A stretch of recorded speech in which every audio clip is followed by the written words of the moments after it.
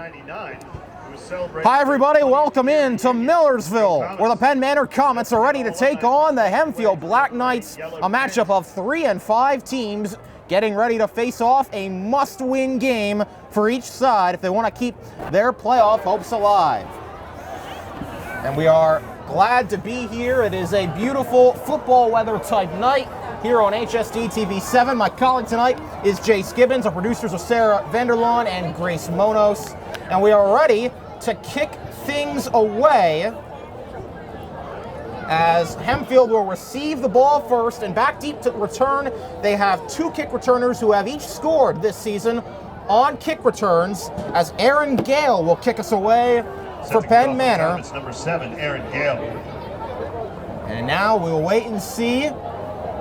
This game, a big game as far as playoffs go. Jase, I'll bring you in a sec, but for now, here's Gale. High, hanging kick, fielded short by Devin Shorter, and Shorter gets it out to the 34-yard line, matching his jersey number, and that's where Hempfield will start their opening drive. So Jase, I'll bring you in for the first time tonight. This Hempfield Black Knights offense looked really good against McCaskey last week. Penn Manor should pose a slightly more difficult challenge, but what do the Black Knights have to do tonight to win? Black Knights just need to stay aggressive, and they need to use their big wideouts that they have with Jackson Shan and Max Hostetter. They've really underused them so far this season. I think once they start using them, they will see good results. Colin Peters gets the start at quarterback. He's expected to be the starter for the rest of the season, and here's Sam Hess on the reception, and breaking it is Hess, trying to cut back inside, still on his feet, past midfield, and Sam Hess starts the game well. Sam Hess had a monster block by Max Hostetter on that one. Yes, one of the senior captains, Ethan Edelman, on the tackle for Penn Manor. Gain of 19 on the play. First down on the opening play from scrimmage. On the second play from scrimmage last week against McCaskey, Tanner Hess had a 70-yard rushing score. Can they duplicate that here? They'll give it a try, but not going anywhere, or is he? Nope, they blow him dead. Hess looked like he was going to break out of the tackle, but they blew it dead. Tanner Hess. And Hess. Hess. Number 45, Colt Barley. Stopped by Colt Barley there for the Penn Manor Comets. Both these teams, Jase, are at 3 and 5. Both have had very up and down seasons, but any hope of the playoffs for either side rests on a win tonight. It's win or go home time. From under center, 2nd and 11. Peters pitch. Hess trying to get a block from the other. Hess outside. It's going to pay off, and Hess is going to get very close to a first down. Handles down number 5, Tanner Hess. Great blocking there on the outside. Looks like they're going to call him short about 2 or 3 yards. Yeah, he just a little bit short, but got close. And among the players they're glad to have back this week is Jackson Shan, who missed last week with MRSA. He's back, he's healthy. And Hess gets it. Running outside, he's got a hole, and Tanner Hess trying to keep his footing as he gets brought down at the 15. Tanner Hess had a huge game last weekend, Jase, against McCaskey. 11 carries for 181 and 3 scores. He's got a dozen on the year on the ground. You would have to think they want to get him involved again tonight. Yeah, they've been starting off strong with the run. They haven't been doing a lot of passing plays, and it's definitely been paying off as they're marching down the field pretty easily. Here's Peters firing on the run. He's got Shan, who's trying to cut inside. Does he get to the pylon? No, they're going to mark him just out. And Jackson Shan, only his 3rd catch of the year, will go all the way down to the 1-yard line. As we said, they're glad to have him back after missing last weekend with MRSA. Of course, they've got to fill in at right guard. Sean Kramer out with that leg injury. We hope he gets feeling better soon. But in his stead is Jack Burkhart, the other senior. Another guy that'll have a role tonight. Here we go, 1st and goal from the 2. And looks like, I think Peters kept it. Or no, he handed it off to Hess. Tanner Hess. There was a whole crowd of bodies down there. To the play by number 45, Colt Barley. And Tanner Hess so far has not been going down with just one tackler. It's been taking multiple guys and multiple attempts to get him down on the ground. And very rarely is that ever the case for Tanner Hess. He usually makes at least a few people miss. Here we go, 2nd and goal from the 1. Hempfield trying to punch it in at the 2-minute mark in this game. They send Hostetter in motion. They give to Hess behind his block, and he's going to get in for the touchdown. Tanner Hess. Touchdown, Hempfield. Lucky number 13 on the year, on the ground for Hess. The end zone for the Black Knights. Guy who has just been Tanner flat Hess. dominant, whether they've played him under center or mainly in the backfield. He has been their biggest playmaker, and he's got his 13th rushing score of the year, and here's Nick O'Neill to try and add to it. And that was a great play by the offensive lineman there, creating a massive hole right down the middle for Tanner Hess to run down.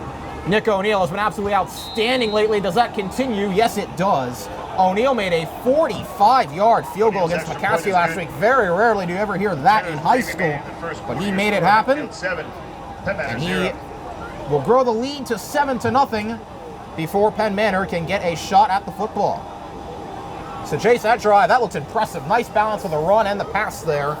Gotta think that's gotta be part of the formula for what they want to keep doing. Yeah, Hempfield very easily marched down the field on Penn Manor there. They're definitely prioritizing their run play with Tanner Hess in the backfield. But they switched it up a couple times with passes out to Sam Hess and Jackson Shan, who are two of their very explosive wide receivers on the sides. Yes. That are very capable of taking it down the field in just one attempt. And Shan nearly busted through a bunch of tackles to score it. Was unable to, but Hess pounds it in from a yard out. And with just under 2 minutes elapsed, Hempfield has already jumped out to a 7-0 lead. Pretty darn impressive, if you ask me. And now let's see. O'Neill going to try and pin him deep. He had a great game on kickoffs as well last weekend. Boom, touchback after touchback. Weather chilly, but not a lot of wind tonight. After it was very blustery over the past few days here in Millersville. O'Neill moving away. This will be returnable on a bounce, and then he fumbles it, drops it. And that was number 8, Darius Terry, on the return, and he did not go anywhere after the fumble, or return by number 8, the muff. Darius Terry. That was a great kick by Nick O'Neill, landed about the 10, it had forward spin on it. That was going to drop right inside the 5-yard line. Yeah, had plenty of air on it as well. Number 34, Devin Shorter. Devin Shorter brought him down on the tackle. Another guy they're very glad to have back in their arsenal. And starting for Penn Manor is Luke Bross, number 3.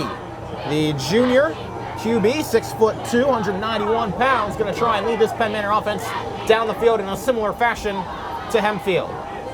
And it starts with a handoff. Isaiah Stoltzfus up the inside.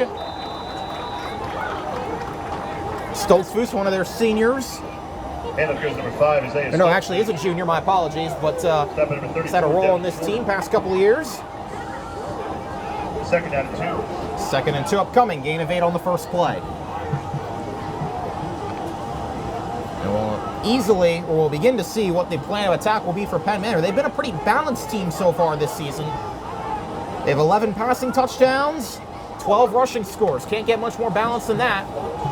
As Bross delayed give to Josh Gibson, trying to run outside, and with a little hole, he's got the first down out to the 35.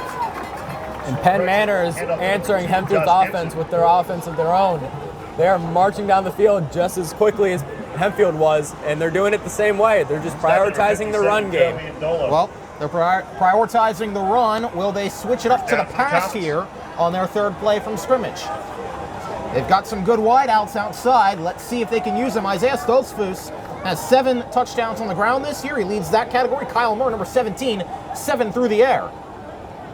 So we shall see, or 7 receiving. Low snap, it goes under Stoltzfus, and Gibson falls on it before the defender. I believe that's Connor Elslager got there. And that's mistakes Penn Manor cannot have right now. They're marching down the field very easily, and that's going to be a huge setback, not only in terms of yardage, but in terms of morale also. Yeah, going to set them way behind the sticks. Loss of 12 on the fumble. 2nd and 22 from the 22. Now we'll see if they go to the air for the first time tonight with Bross. Splitting Stoltzfus in motion.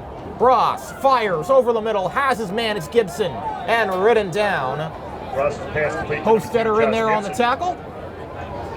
And it's going to be 3rd and pretty long coming up. 3rd and Tackling 17. by number 52, Jack Burkhardt. Jack Burkhardt in there as well, another senior who's had an outstanding year at middle linebacker. 3rd down and 17. Tell you, Colson, this would be a big stand for Hempfield if they can get a stop here early on. Force a chance to get the ball back, but it would be a big statement for Penn Manor if they can find a way to convert it. Ross in the gun. Flush out, rolling, left fires, and out of bounds. Gibson goes over there. Jackson Shand and Sean Hammer both combined on the coverage. Just like he said, Kasey, that play right there, no matter which way it went, it was going to be a big play. Yeah. Hempfield needed to make a stop there with having Penn Manor very deep in yardage. And Penn Manor, if they had converted that, would have been a huge boost to keep them going down the field. Yeah, it would have. Aaron Gale is kind of their do-it-all guy. He kicks, he punts, and he's also a receiver. Has 10 catches for 135 yards in the air. Punting-wise, he's averaged 31 yards a punt this season. Not too bad for high school. Kicks it away. A high hanger that will take a Hempfield bounce just before midfield. We're being touched dead by Nicholas Baker, one of the captains.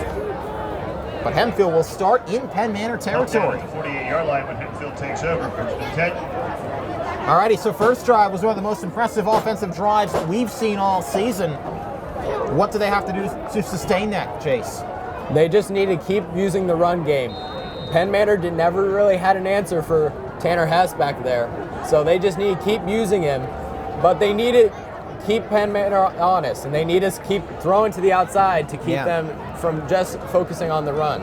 And we'll wait and see when they get their speedster Jane Jimenez involved as it just gets over the hands of Stoltzfus, the outstretched corner, and that is caught, hauled in by, I believe, Sam Hess. Take Colin Peters, he's had a very up and down year. We've documented it. He's been hurt. He maybe hasn't played well at times. There's some games, some throws he's made that have been really good. So far, he looks sharp tonight. Yeah, Colin Peters has not missed a throw so far this game. Yeah. And that one was close, but still, he had enough height on it to get it over the defender. Here's Hostetter out of the backfield and trying to break out of the tackle of Gale, but getting another big gain. I'll tell you, Complete to number 3, Max Hostetter. right now, Brought down by number Hempfield 7, Aaron Gale. early on is trying to find a way to get their senior targets involved. We've had Shan with a catch, Hess has 2, Hostetter with 1. They're trying to get the seniors involved here with 2 games left in the regular season. And like I said earlier, Shan and Hostetter are both very big players who can catch very well. If they're out in the open field, it's going to be hard to take them down. Trying to get Hess out of the backfield, incomplete, was a forward pass, so no worry about a fumble there as they were trying to hit him in the flat. And that's the first Pass throw was we've seen incomplete. Colin miss on tonight, but not by too much, just a little bit out in front of that outstretched left arm. Hempfield all the way down to the 29 at Penn Manor, trying to make it a 2-score game here early on. 3 receivers in a bunch to the right, but Peters kept it. A flag down, an elusive run by Colin Peters, but a flag down. Let's see. This may come back. Number 9, Colin Peters on the keeper. It was a nice run by Colin Peters, but I have a feeling that might have been holding on Hempfield, and they might be coming back the other way. Yeah, they're walking back the other direction. Looks like it was holding against the Black Knights. This offensive line been very good run blocking this season. They've started out a little shaky pass protecting, but they seem to get better as the game goes on. We'll keep an eye and see if that's the case tonight. So far, though, this offense, that was really the first big mistake we've seen them make. Gonna back it up, though, all the way, 3rd and 21. And after last week, you gotta wonder, what really is Nick O'Neill's range? It's not here. This would be about a 58-yarder from here. That's near unmakeable for NFL kickers, much less high school, but if they get a good 15 yards, they're actually at 2nd and 21, so hold that thought as Peters, with a lot of time, fires on the run, has his man in stride, drops it in the breadbasket, and that is caught. And that is, I believe, Pass complete to number 5, Tanner Tanner Hess, who got open over the middle and all the way down inside the 10, inside the 5. And that was a perfect pass from Peters. Put it right over his defender, right into the chest of Hess. There's no better way he could have made that throw. I know it's early, but this is the best QB play I think we've seen all season. And it's forced Penn Manor back on their heels to the point where they're going to call their first time out here about just past midway through quarter number 1. So, Jase, I mean, I know Hempfield were the favorites on the road coming into this game, but they have looked dominant so far. Yeah, Penn Manor has not had an answer for Hempfield offensively or defensively. Hempfield has made a good stop on them on defense, and they've been marching down the field on offense. And Penn Manor coming off a big win last week versus Elizabethtown. But they've not come out of the gate so far tonight. Of course, Hempfield did beat Penn Manor in this matchup last year. That was at the Firm. They beat them 49-14. Penn Manor's obviously hoping the score is not as overwhelming tonight as it was when these two teams met about 364 days ago. Now we'll see what this Hempfield offense has dialed up. Do they give it to Hess in the red zone here? Maybe do they try a quick pass to one of their receivers? They got Hostetter lined up in the slot to the right, Menace to the left, Sam Hess out wide to the right, and Tanner Hess in the backfield. He gets it, he stutters, he tries to bounce outside, and he will do just that. Tanner Hess Touchdown keeps Hempfield. it churning. That was a great play by Hess there to see the space. The original hole that the play was made for was not there, and he just improvised on the run, went to the outside, found the space. And how many times have we seen that this season, Jase? Even when it's a designed inside run, Hess just has a knack for bouncing it outside, and usually when he gets to the corner, if he gets to the corner, good luck catching him. 43, Nick O'Neill. Hess has been almost unbeatable in terms of speed. Once he's outside and in the open field, it's hard to keep up with him and catch him. The only team that was able to stop him this season was Warwick. Or no, Wilson, my apologies. Wilson was able to keep him pretty much bottled up. Everyone else has been, well, they just haven't had an answer for number 5. New holder, Adam Acker in the game. Watch that on this kick, and it goes through his hands! They subbed out Almodovar last second. O'Neill is running. He's got no shot. And on the PAT, it's no good, but that is no fault of Nick O'Neill. 5:23 remaining in the first quarter. Maybe a bit of a low snap from Ben Marinas, but we saw as David Almodovar was checking out, not sure why. He originally came out to hold the punt or hold the kick, but they checked him out, put Adam Acker in, and the first kick goes right through Acker's hands. Yeah, I'm not really sure who's completely at fault for that one. I don't think it's either the snap or the holder. I think it was a combination of the two of them. But Nick O'Neill, great improvisation to turn around, grab that ball, and try to make something out of it. Yeah. And at the very least, run out of bounds so Penn Manor can't take it back. Yeah, that's very true. So after that, we'll have to see. We'll have to monitor that for the holding situation because special teams play has been on point for Hempfield for the most part this season, but I believe that's the second time we've seen the snap get past the holder. Once it was Almodovar, now it's Acker.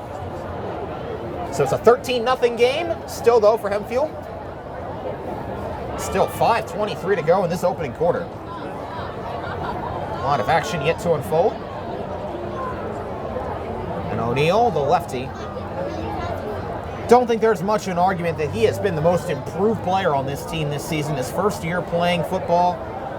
And I think everybody we've talked to on the team has said, yeah, he is the guy that has stepped it up the most from where he was week 1 when they played Dallastown. Yeah, O'Neill early on was really struggling making the conversion from soccer to football. But as time has passed, he's really figured out how to kick the football because it's very different from a soccer ball. This one driven all the way back to the goal line. He tripped up by his own man was Terry on the kickoff return. Number 8 there is Terry. Stop by number 84, Tom Minnick. Thomas Minnick was in on the tackle. 10 for the Comets. He's a guy that's had a pretty big role in special teams past couple weeks and almost had an interception last week. Probably should have. It went right off his fingertips, right off the palms of his hands almost. See if we can make up for that tonight. Penn Manor, their second offensive drive, already down by 13. Not what they were hoping for, but let's see if they can get it right now. Ross with Gibson in the backfield.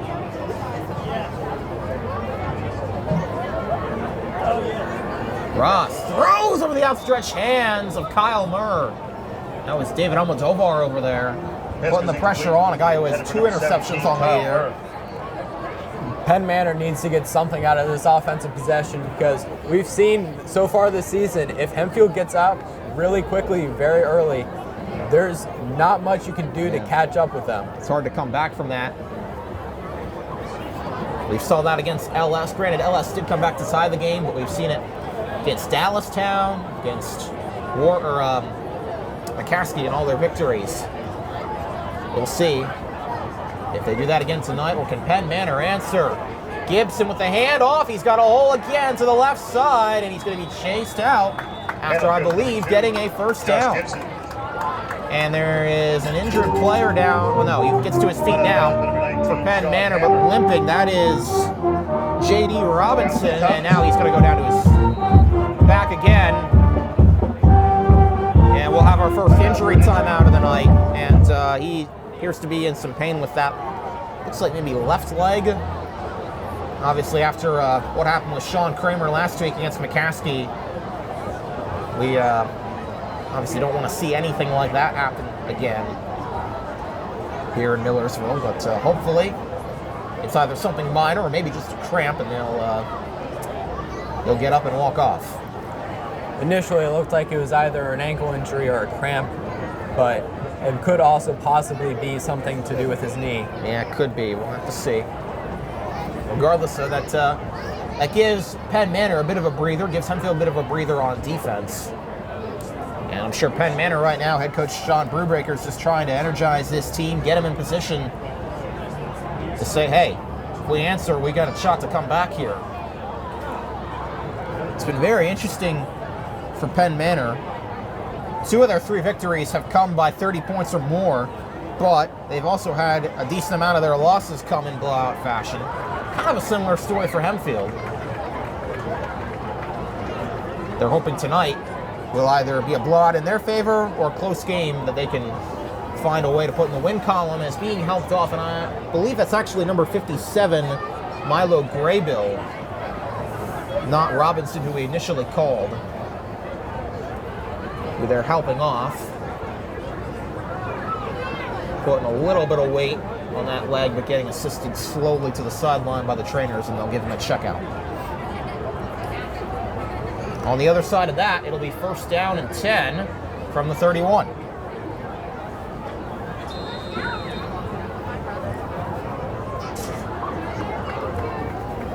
Ross trying to find a way. Looks like they're playing a little bit off, and they pitch it to Stoltzfus, and Stoltzfus makes a nice move, but then Jack Burkhart gets over there and ends that play. Max Hostetter comes in late.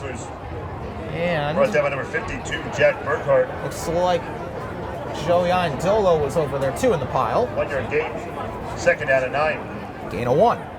That little outside run. So we've talked about, for Penn Manor, they got a bit of a 2-headed monster in the backfield. Josh Gibson and Isaiah Stoltzfus among them. They've combined for 11 touchdowns on the ground this season, and each over 300 yards. Enfield's got one of their own with Tanner Hess and Anthony Draghi. Asbross fires outside, and making the reception is Gibson, and making people miss and get all the way to the sideline and just about to midfield. Plays to number 2, Josh Gibson. And Gibson's also had a big impact in the receiving game. He's got 2 touchdowns, over 200 yards in that department as well. That's Penn Manor's first very successful run passing play. Yeah. Their passing plays so far this game have not gone very well, with multiple incomplete passes, and they've been relying mostly on the running, but that was a very nice pass play to get them some good yardage. That it was, and it's first down and 10. They hand it off, and going nowhere that time is Stoltzfus. Number 5 is Stoltzfus. Stoltzfus had no shot there. Brought up by the center of that defensive line. Around mid-season, they got riddled by injury, but they're back to full health now. Devin Shorter, Gordy Hoover, Max Hostetter, Ben Marinas, all among those in this time, but are back now. And Sean Hammer, one of those guys outside that's having a bigger role. Max Grube up the middle. He's seeing more snaps. Thomas Minnick is seeing some more snaps playing at the safety position. 2nd and 12 after the loss of 2. Ross off play action, looking deep for Murr with Almodovar in coverage, and he looked like, oh man. Ross's pass was incomplete. Murr looks like he looked to run to the end zone before he hauled it in. I saw that head turn, and I think he was thinking touchdown, trying to beat Almodovar in a foot race before he completely secured the catch. And Hempfield got lucky there. Yeah. The defensive back jumped way too early to try and knock that pass out. And if that was a catch, that was easily a touchdown. Yeah, it was going to be very close. Almodovar was not too far off in coverage, but Murr had enough of a step. He probably would have gone. Instead, it's 3rd and 12. And they need the 41. Screen over the middle. Nice grab by Stoltzfus, and he's trying to run his way up, and now Screen pass complete to let's 5, see. Past the 45-yard line, and I have to wonder, I think, I'd be very surprised if Penn Manor doesn't go for this here. And looks like they will. They'll keep the offense out there. It'll be 4th and 3 yards. And they're getting to the line quickly. Here we go, big play, 4th and 3. They need the 41, they're at the 44. And they got 4 receivers and 1 running back in the backfield. Hempfield looking like they're playing tight out wide. And let's see, Bross will look to throw outside and incomplete for Gibson. Turnover on downs. With Tanner Hess, the once quarterback, now running back, the guy that's got 2 touchdowns in the night, over there in coverage, and Penn Manor got some momentum going on that drive, but it ends with turnover. Yeah, Penn Manor just needs to keep going. They need to get more consistent with their passing. I don't know if it's the cold or what it is, but they've had multiple passes going off the fingertips of guys. Yeah. They just can't bring them in. That was another one. It was a bit high, but one that Gibson probably could have or maybe should have brought in. Instead, Hempfield, they've got a shot now from their own 44. Peters sprint left and runs it up the middle, taking it up the gut to about the 49. Number 9, Colin Peters on the keeper. Peters, one of those guys. They like to run him up the middle a lot and try to let him make plays. He doesn't have a score on the ground this year, though. 2 through the air, of course. One that came last week against McCaskey on a screenplay to Jaden Jimenez. But he's looking good tonight. Still in the first quarter. They try the same play again, and this time more modest results. I think Hempfield needs to come out with a pass play on this next play. Penn Manor is really focusing on their line right now, trying to stop the run. Well, Penn Manor's marching band is playing halfway there. Hempfield is just past halfway there to the sticks. It's 3rd and 6. From the 48, they need the 46 on the other side of the field. Living on a prayer, halfway there. Both these seasons living on a prayer. Jimenez makes the catch outside, but he's going to be a little short of the line to make. And now, will Hempfield go for it on 4th? From about the same spot. Number 11, Basilia and Jaden Jimenez. Hempfield's going to punt it away on this one. Yeah. I think that's a good play. They're still on they just crossed over to the Penn Manor side of the field, and they have the lead. They don't want to risk it, giving Penn Manor very good field position. Yeah, I think that's smart. Try and see if Saunders can pin him deep. He's had a very respectable year punting the ball. Had one of his better games last week. Now averaging 26.6 yards a punt. And that was another good one to line drive, and it's not fielded cleanly. And Driggy trying to get on it before the Penn Manor receiver could. Kyle Murr back to return, and Murr has, well, as the student section is saying, he's had some butterfingers tonight so far. They're going to try and get those jitters worked out. That's his second, I guess, drop of the night with 36 seconds left. That's the second muffed catch on a punt or a kickoff. Penn Manor needs to figure something out, because one of these times, Hempfield's going to pick that up, and they're going to be on the 20-yard line or even closer. Yep. 36 ticks of the clock to go. In quarter number 1, it's 13-0. Hempfield has the advantage. Little bit of a high snap, but given up the middle is Stoltzfus, and he had a hole, and he was tripped up by the shoelaces, I believe by Ethan Kaufman up there. Kaufman, who had an offensive score last week. Stop by number 7, Ethan Kaufman. Makes a nice play there. He's been their starting safety most of the season. They got Nate Rader in now, playing off the ball. Nice gain on first down, though. Gain of 11. They give it again, and this time not going anywhere. Hempfield's defensive line has been dominant this game. Yeah. Putting pressure constantly on the quarterback and stopping runs very early, sometimes even in the backfield. And that has been instrumental for this defense so far in this game. Yeah, it has. And that's how quarter number 1 will come to an end. 13-0. It's been all Hempfield so far, but Penn Manor has showed flashes of life, and they have the ball. And they'll have it to start quarter number 2. So, Jase, I think the message for Penn Manor right now, they haven't played perfect, but they've shown that they have some offensive firepower. I think that's the message you think that the coach has got to be saying right now, correct? Yeah, Penn Manor definitely has the ability to go down the field with the weapons that they have, but they've not been consistent. They've had some overthrown passes, they've had some drop passes, and they need to make holes for their great running backs to run through. Yeah. Their offensive line has been getting destroyed so far this game. Yeah. They need to give their running backs a chance to play, and they need to make those passes on the outside. That and Kyle Murr needs to wake up a little bit. Guy that's averaging 16 yards a catch this season has had 2 crucial drops, one on what may have been a touchdown if he had hauled it in, and another on a kickoff return or punt return. Meanwhile, for Hempfield, I think the message, just keep doing what you're doing right now. They've played well defensively and offensively. Hasn't been completely perfect, but it's been pretty close. Yeah, definitely. Hempfield has been playing a near perfect game. They've had some mistakes. They've had a drop snap on the extra point attempt, some silly mistakes with getting penalties. But besides that, they've been playing a very good, complete game in passing, running, and defense. Here's the other back, Gibson. Short gain outside. Handoff goes to number 2, Josh Gibson. Gonna be 3rd and I believe 6 upcoming. Gain of 5 on the play. Connor Elsager, the senior, who's seen a bit of a bigger role as the season's going on.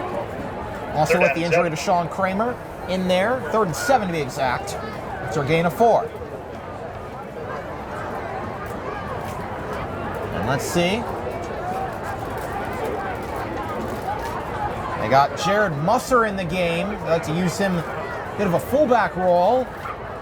Let's see what they do on 3rd and 7. They'll hand it to Gibson, and he's not going anywhere. And I'm a little surprised by that play call, Jase. Down by 13, 3rd and medium. A little surprised they decided to run it there instead of giving one of their receivers a shot. Yeah, Penn Manor definitely needs to start throwing more, but their throwing attempts so far this game have not been successful. So I'm wondering if that's playing a role into what the coaches are calling for the plays. Yeah, I'd agree with that to this point. Ross has had a kind of a bit of an up and down season. 10 touchdowns through the air, but 7 picks in return. And kicking away is Gale. Bouncing ball, and Jimenez says keep away, and they will. Jimenez having to take over as the punt returner in Owen Nicodemus instead, who's out for the year with a concussion. So Jimenez having a big role both on kick returns and punt returns. For a visit this evening. At this time, would all Penn Manor alumni please stand and be recognized? Round of applause for all of our Penn Manor alumni. Welcome back. Now, before you sit down, head over to the yellow tent and pick up your 2019. A lot of the Penn Manor alumni getting some recognition here, and this little break between drives. 1st down and 10 from the 36. Handoff Hess. And up the middle, Tanner Hess.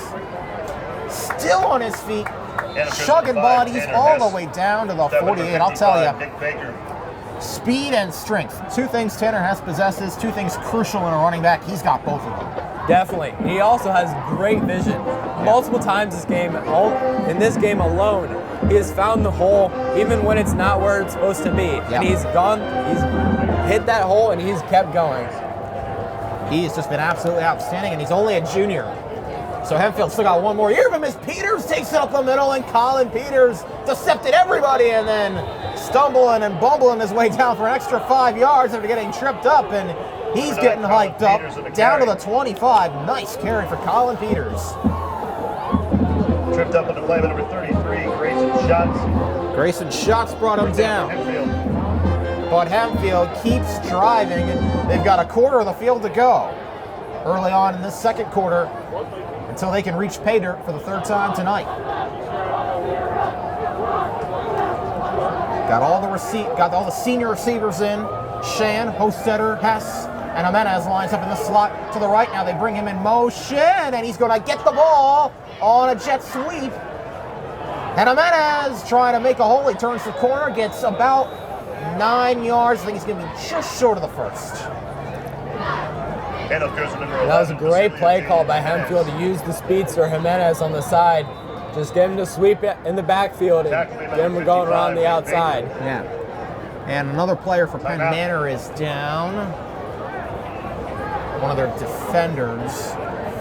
Jase, can you catch a number there? I think it's 74. 74, that is... Check 1-2. Well, there's no 74 on the roster, so... And it is definitely not 74. I was thinking maybe 44. I don't want to speculate, though. We'll see, and hopefully he gets to his feet. But we already saw Graybill go out with an injury, and don't believe he's returned yet.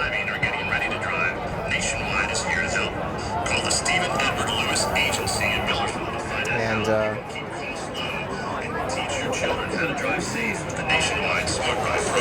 it is Jared Muster, by the way, and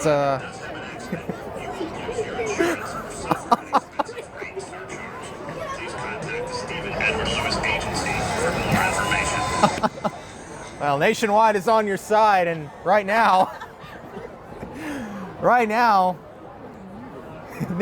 Nationwide is probably sponsoring Hempfield because they've been going all the way down the field.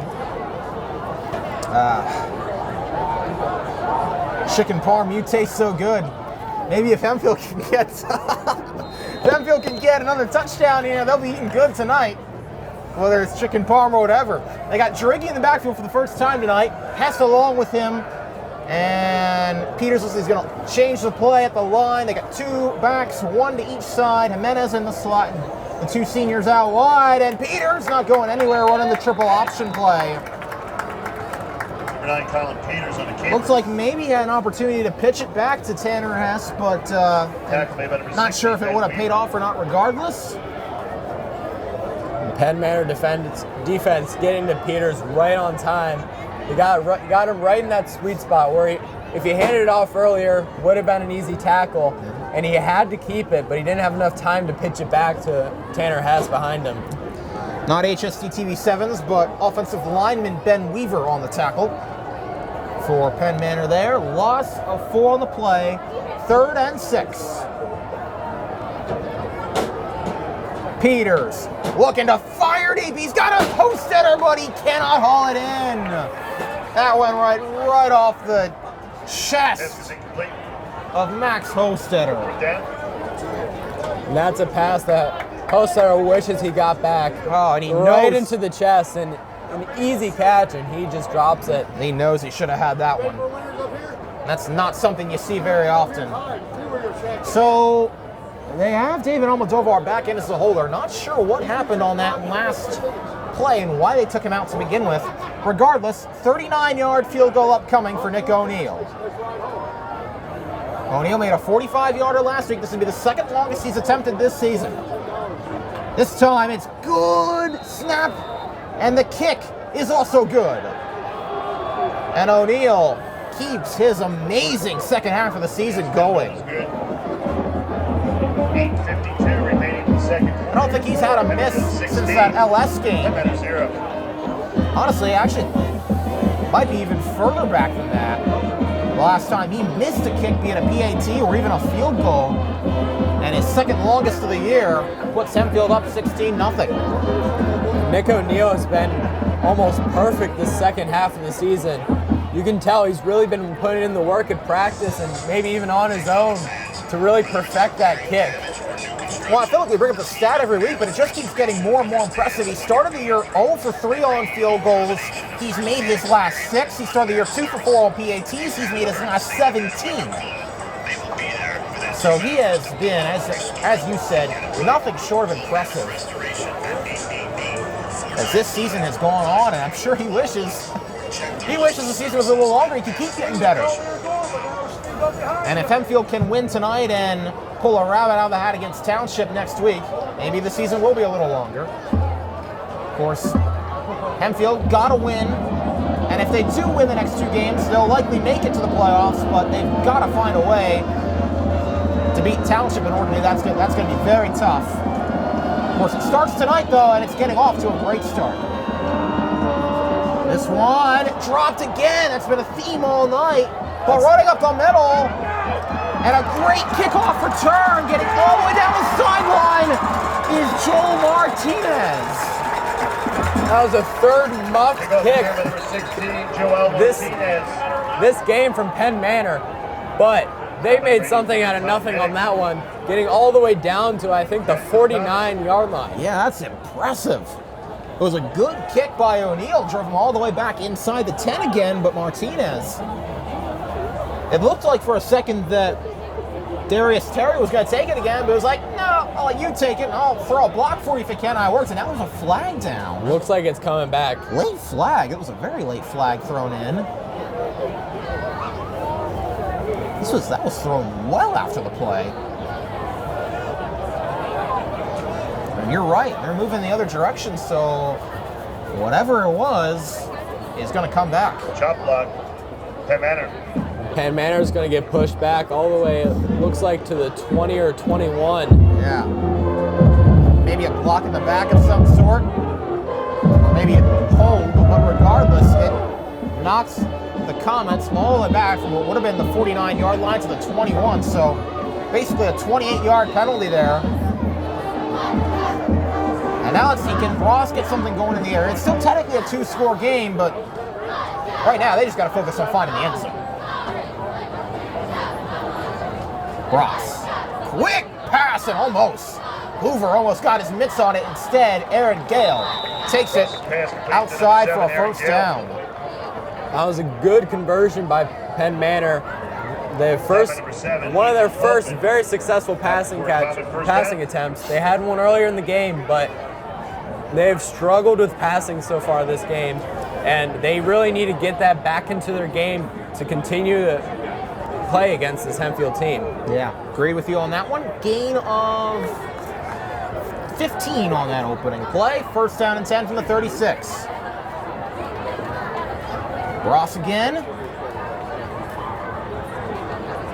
Outside, and I think Hostetter either got a hit on it or almost did. A very similar play outside to Gale on a little screen.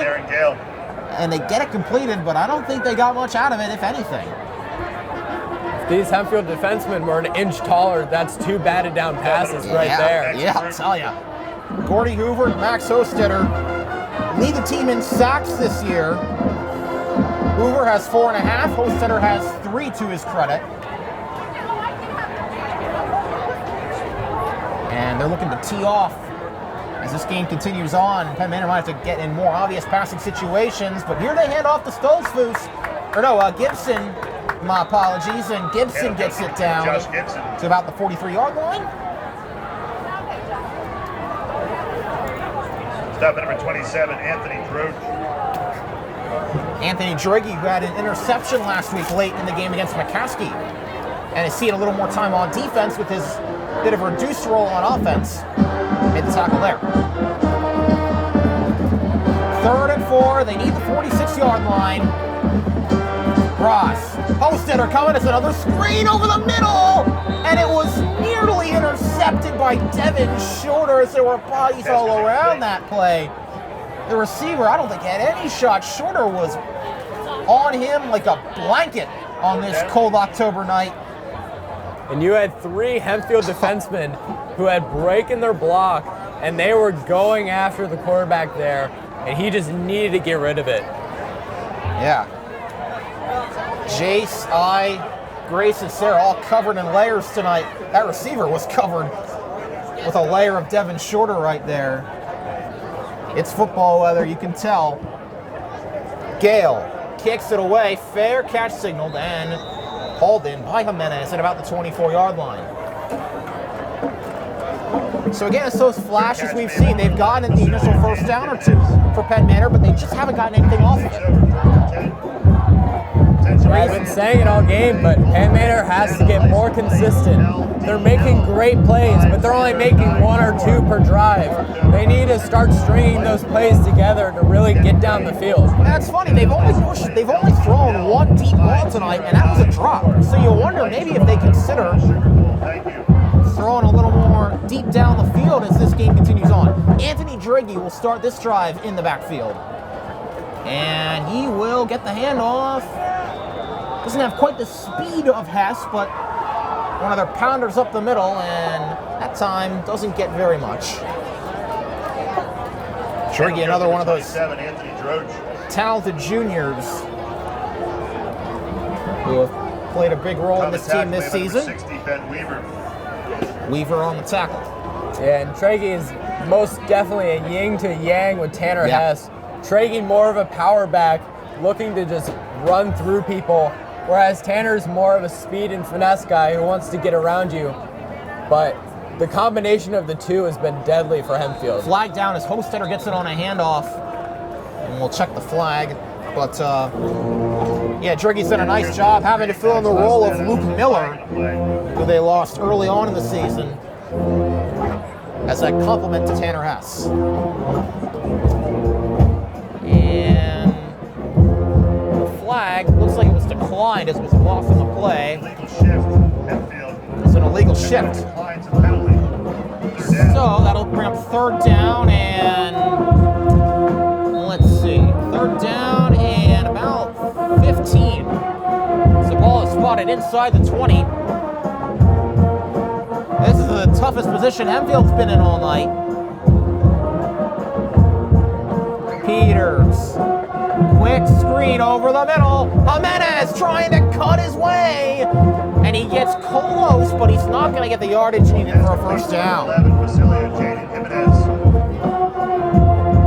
So they tried to, again, get it to the speedster Jimenez on 3rd and long. It almost paid off, but instead they'll call on the senior Saunders to punt for the 2nd time tonight. Out comes the special teams unit. And that was a crucial stop by Penn Manor's defense. They really need to stop Hempfield's offense and get their own offense some possessions so they can come back. Very much agreed. All right, Saunders, who tried to fake against Wilson other than that, and then had a issue with the snap in the first game against Dallastown. Aside from those 2 little blunders, he's been near perfect. Now there's a flag. And this might change things. Nope, it's a false start, looks like, against the offense. So that's just going to push. No, delay a game. They let that 40-second play clock run out. 5-yard penalty. Repeat 4th down. And 5-yard penalty makes it 4th and 7. Now, we'll see, can Penn Manor get their best starting field position of the night? They've got a shot at it right here. High snap, hauled in, Saunders. That one looked like it went off the side of his foot and goes down, touchdown, inside the 50 by Nate Rader. Not a great punt from Saunders that time. Penn Manor takes over 1st and 10. Yeah, Hempfield is definitely looking for more on that punt there. Yeah. Didn't even get it over to the Penn Manor side of the field. But their defense has been dominant this game, and they just need them to keep it up to keep Penn Manor out of the end zone. I guess it's good when you can say a 21-yard punt has been Saunders' maybe worst of the season. He's been very reliable to this point, but that was not his best kick. And it sets Penn Manor up at the Hempfield 48. This is their best opportunity of the night to score so far. Under 5 minutes to go in the half. Ross from the shotgun. Stoltzfus splits in motion. He's going to get it out of the flat, and now trying to set up some blocking and going nowhere. Jackson Shan rides him down.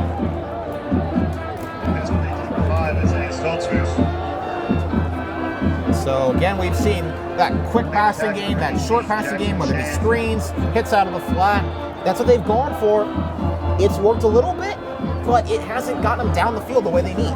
Yeah, Penn Manor's been going with the short passes and the runs, trying to just make something come out of it in the open field, but this Hempfield defense has been swallowing those plays up, and they've not been working. That's kind of been the problem. They've been trying to make something out of nothing all night instead of making something out of something, but they got a little something here as Gibson again hit on the move out of the flat, and he's got a first down. First out of bounds by number 19, Sean Hammer. Sean Hammer pushes him out. Comet first down. And the Comets are the best field position they've been in all night. At the 37-yard line. Gotta think Penn Manor, they're very far from out of this game. They get the ball to start half number 2. So if they can double up here, at least get it back, maybe tie the game, at least get back to maybe a 2-1-point game. This is a handoff outside to Gibson, that would be big. Gibson ridden down by the pile as everybody came in there. Number 2, Josh Gibson on a try carry. and help out, either offensively or defensively. Stop by number 18, Jackson Shan. Jackson Shan was the first one there.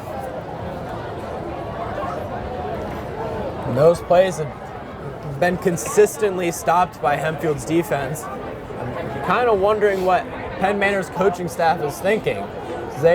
These plays have not been working very well, and yet they continue to run them. I'm wondering if they're trying to see if they can get one to finally go through at some point. That, or maybe they're trying to wear out the Hempfield defense a little bit and maybe hit them more with the pass in the second half. Flag on the play as they had sent Aaron Gale in motion, and he got the handoff, but before that, play is blown dead. It's a false start on Penn Manor on that last play. Yep. Gonna push it back 5 yards, make it 2nd and 14.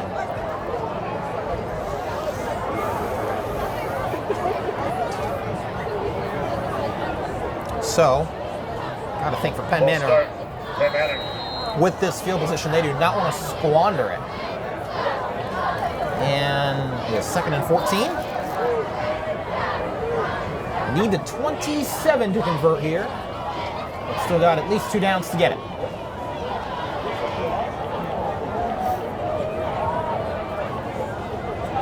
Ross, another short flip to Gibson, and Gibson again in space. Trying to get it to him and trying to make something happen, and brought down Pass complete to number 2, Josh Gibson. in the pile. That was a good job by Penn Manor's offense to push that pile and get an extra 1 or 2 yards.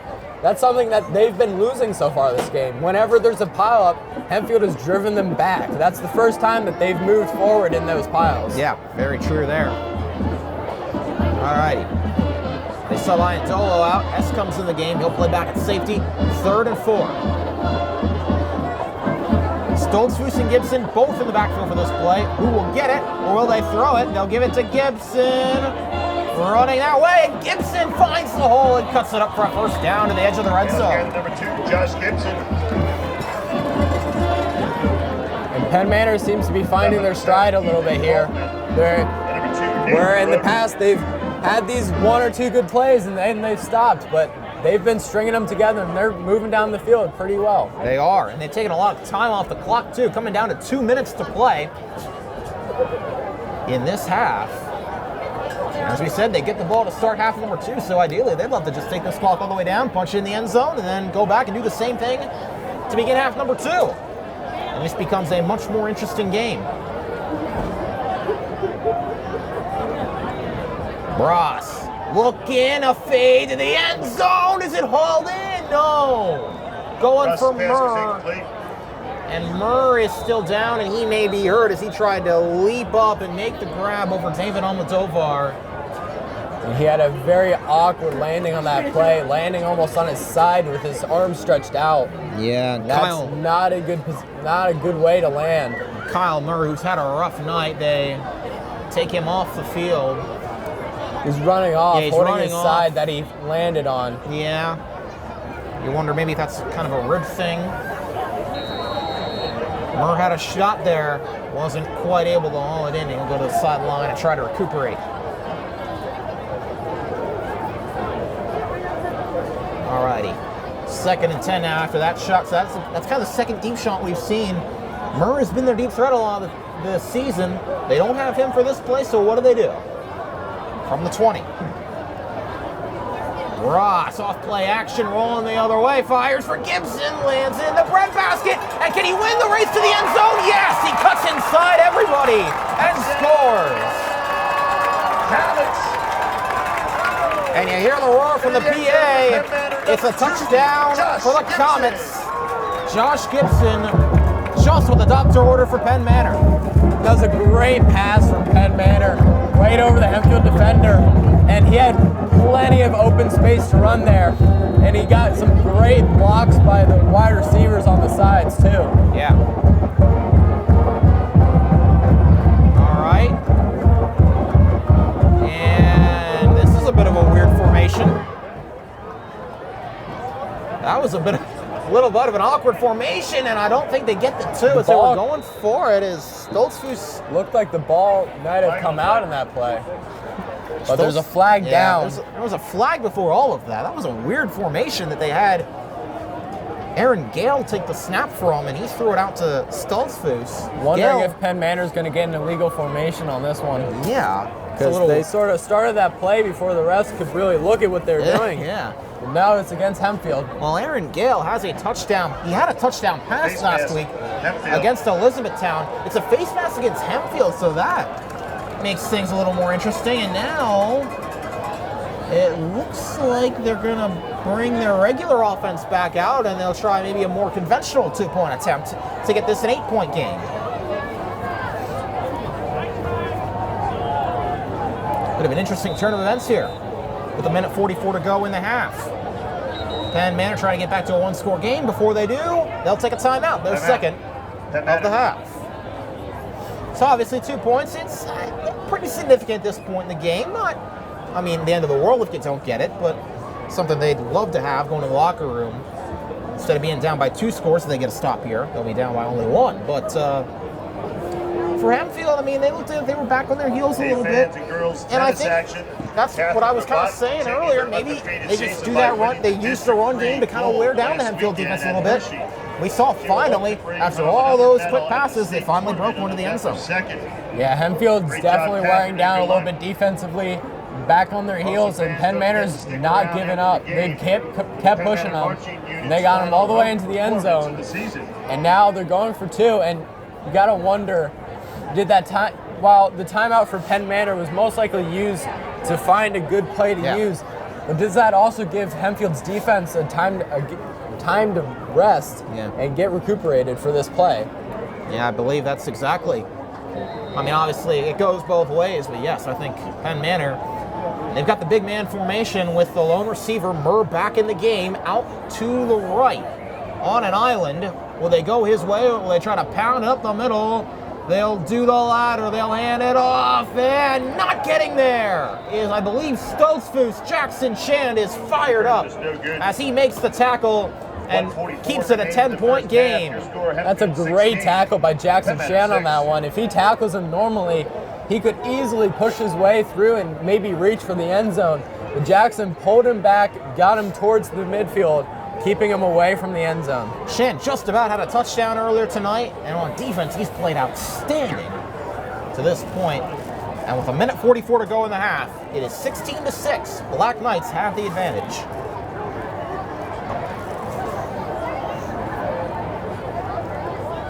So, Jase, I see you taking a look over there at the Penn Manor roster. If Penn Manor wants to get back in this game and make it closer, who do they got to rely on the most? They've got to rely on Brass. Yeah. He's been fairly inconsistent, but he's been picking it up a little bit later in this game so far.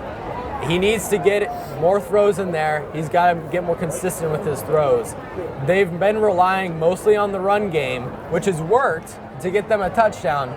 But if they want to stay in this game and even come back to win it, they need to get their passing game more active.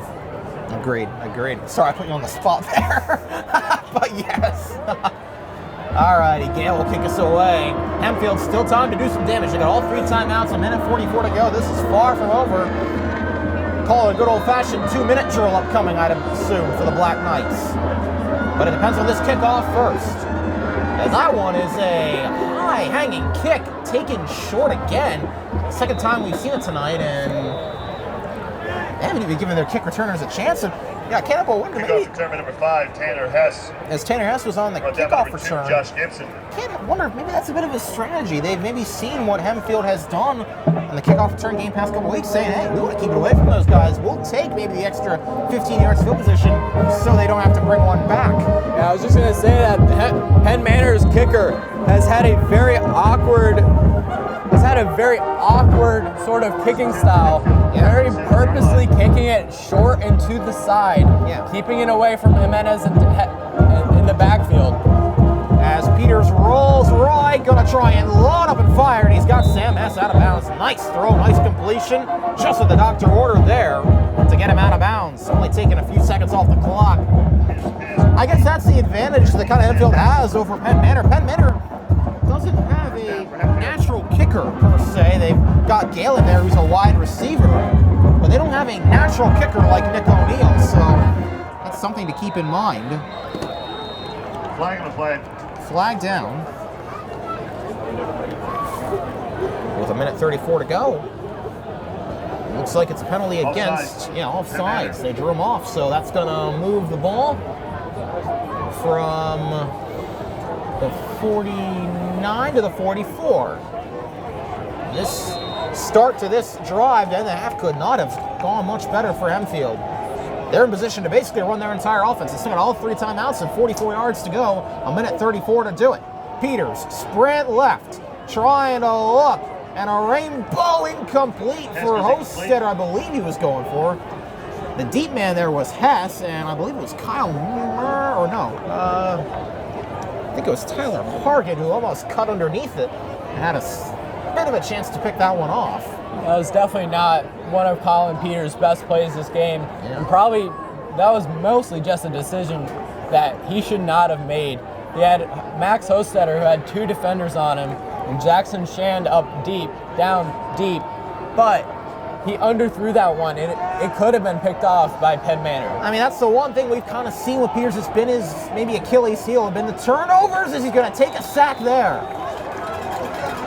And who got there first? Peters sacked on the play by number 10, Max Jessberger. It was Max Jessberger, guy who plays both tight end and linebacker, and Hempfield takes a timeout with 3rd down upcoming. So started well, but then 2 not great plays by Colin Peters have set him back. What can they do to rebound now? Hempfield needs to convert on this play. And if it does come down to 4th down, I think they have to go for it. Yeah. They've got a minute left, and Penn Manor will be getting the ball back. So they're on Penn Manor's side of the field, and Penn Manor has shown that they have not been able to consistently get down the field. So Hempfield needs to come out here. I don't know if it's with the run with Hess or if it's a pass to the outside to one of their big wideouts, but they need to get to that 1st down marker. Anything less, and they're in real danger of Penn Manor being able to double up on them with the touchdown before the half. Well, I think it's very interesting because, I mean, would you consider going for it on 4th down if you get there and risk giving them a shorter field? Would you dare punt it, try to pin them deep, and basically make them sit on this 10-point lead going to the locker room? Hempfield's obviously hoping they don't have to worry about that period. It's 3rd and 8. Ball from the 47. They need the 39. So call it, 3rd and 8. Peters, empty backfield, gonna take it up the middle. Can he get the hole? He's gonna dive for it, but I don't think he's got the yardage he needs. Peters is gonna be a yard short. And I think Hempfield gonna have to go with this one. Yeah. Maybe even just a QB sneak. Their line has shown that they're bigger and stronger. Get that line to punch into Penn Manor and get them that yard. Peters calling the play right away. 4th and 1, big play, Hess up the middle, and he's got it. On the handoff, Tanner Hess in the inside zone play. Head up goes number 5, Tanner Hess. Power play up the middle, getting the first. 5, And that's one of the advantages that Tanner Hess has, is he's got both the speed and the power. They didn't have time to sub him off for Tragey there, so they had to use him, and he was able to convert very well with his power on that one. Peters was looking to throw and then gets nailed out of bounds, and a flag will come in for that. As leveling the boom there was Nicholas Baker, but I think it may have been a little too late out of bounds. Yeah, it looks like that was a late hit on Penn Manor there. Yeah. And that's exactly what they don't need right now to get Hempfield even closer to the end zone with only 33 seconds left in this half. That was the thing. They stopped the clock to move the chains, obviously, but then the clock was running. Nice awareness by Peters to get out of bounds, but not good awareness by Penn Manor to just pop him. Sure, it may have been a good highlight-worthy play, but if it's not legal, it doesn't matter. Ball down to the 17-yard line now. Hempfield has had a knack for late in the half touchdowns. See if they can get another one here and maybe make it a 3-possession game entering the locker room. Peters rolls right. Flag down. He's going to take it. He's going to duck and cover and run it down to about the 12. But let's see the flag. It looks like we're going to have a holding on Hempfield on that play. Yeah. That's going to bring them back. They had great positioning after that penalty on Penn Manor, and they just throw it away with a holding. Well, they love to move the pocket for Peters, but that time, yes, sometimes when you move the pocket, you got Jase grabbing outside. It's a little easier to see, and I think it bit him there. Ball back to the 31. Hempfield. And let's see, that'll bring up 1st and 24, I believe.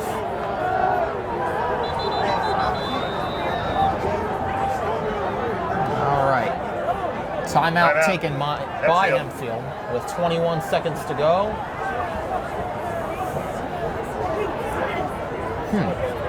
Alrighty, so I mean, your playbook's wide open. You know Nick O'Neill, if you get him a little bit closer, can kick a field goal, but that's not what I'm sure they're hoping for at this point. Yeah, I think Hempfield's got 2 choices here.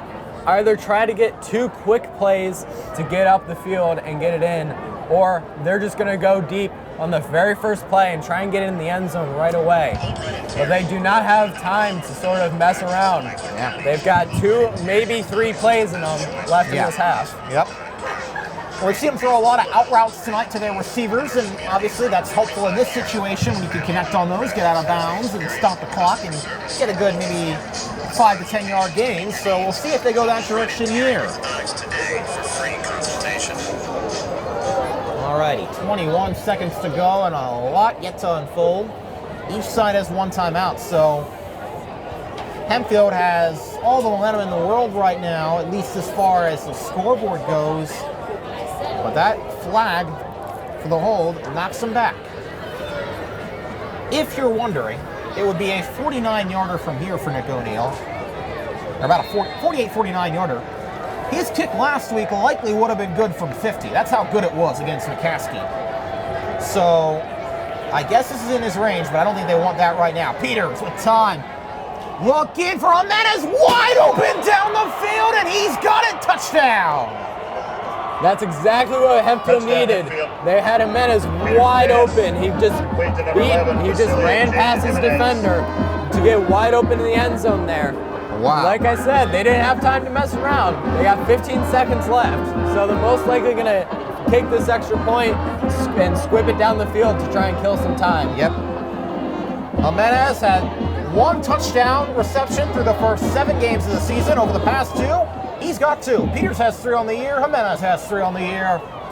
And now O'Neill, snap, and the kick is good again. And it is a 3-score game entering the locker room, 23-6. Score Hempfield 23, Penn Manor 6. So that was what Penn Manor could not afford to give up. A long bomb on 1st and long down the field.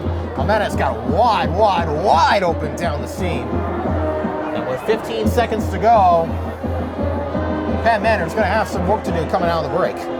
And a trend I've been seeing on these extra points is Hempfield's holders have been struggling. Yeah. They had a near drop on the first hold.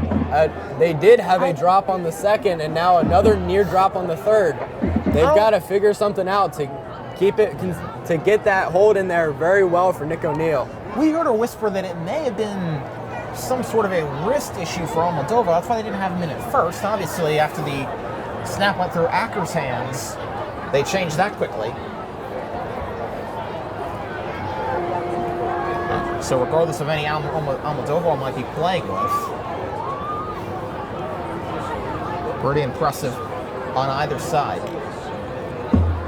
All right, 15 seconds, and yeah, I'd be surprised this is anything other than just a squib here. And I would not expect Penn Manor to do too much. I think they'll have to take the 17-point deficit and swallow it in the locker room, but O'Neal actually booms it for a touchback, so they decide take it at the 20 instead and let you run your offense from there. Hempfield seems confident that their defense can keep them down, keep Penn Manor's offense down on this side of the field for the 15 seconds they have left. And I can't blame them. Yeah. Penn Manor has not been very good with their deep throws so far this game. Well, Penn Manor's only touchdown drive was a long drive. Long, meticulous drive that went all the way down the field for 6.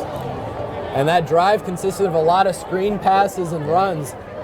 They didn't really have anything deep down the field. So you don't have time for that stuff now. 15 seconds to go. And we'll see if Penn Manor does anything. Maybe if they pop a big run, you never know. But aside from that, Ross, handoff, Stoltzfus. They might get that big run out to the 31. And with 9 seconds left, Handoff goes number 5. there's going to be a... Well, no, let's see. They stop the clock to move the chains. Ball's at the 32. Do they take a timeout here for Penn Manor? Is that number 44, Max Group? Penn Manor does still have their final they timeout. Don't. And I think they'll be content. They're going to let this go to half. Well, no, they called it. That was weird. They let the clock run down to 3 seconds and then Timeout. decided to call their Penn Manor. So they chewed 6 seconds off and then took the timeout. And they basically have to go 68 yards in one play. Definitely an interesting move on the Penn Manor coaching staff there. I mean, might be wondering, maybe they're going to try and go deep and they let that time go in case of interception. If they can just get the guy out of bounds, there's no time left for Hempfield to make a play. Yeah, I mean, in fairness, they probably still would have only had one play regardless, with 9 seconds to go. For a great start to their season. But you can catch all the action live on let's their see. Twitch page or see the match recaps on their YouTube channel. Alrighty, well, it'll come down to this for the half. Will it be 23-6 or 23 to something else, pending this play?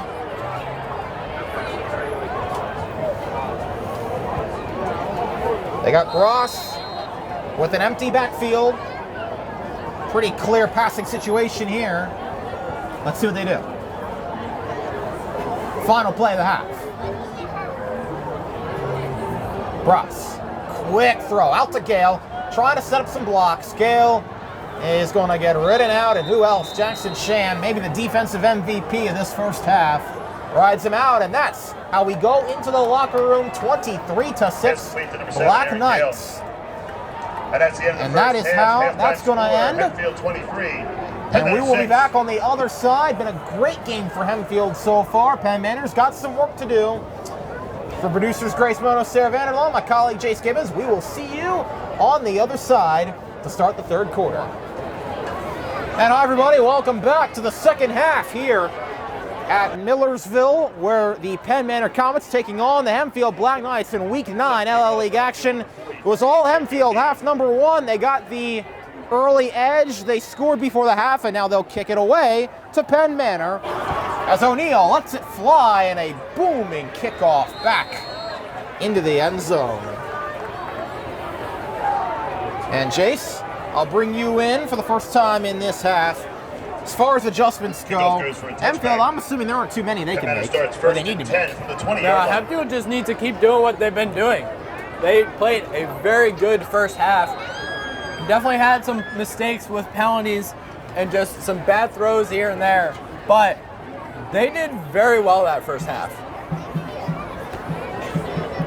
That they did?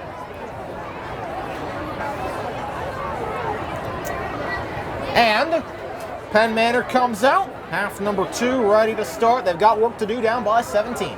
Ross will start from the shotgun with Stoltzfus in the backfield. It's a handoff on an end around to Gibson, and Gibson, who we saw a couple times throughout the course of the game for the first half, gets it out to about the 27 or so yard line, and that's where number 2, Josh Gibson.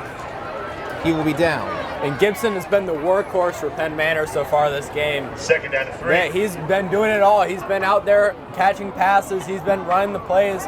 And they have Stoltzfus to complement him. The two of them have been doing well. I do think Stoltzfus has done a little bit, Gibson has done a little bit more, but both of them have been the workhorses for Penn Manor so far. Ross from the shotgun, 2nd and 3. And another quick throw to Gale. Gale trying to make some moves happen, and he's not going anywhere. Number 7, Aaron Gale. Iandolo and Burkhardt and Shand all in there.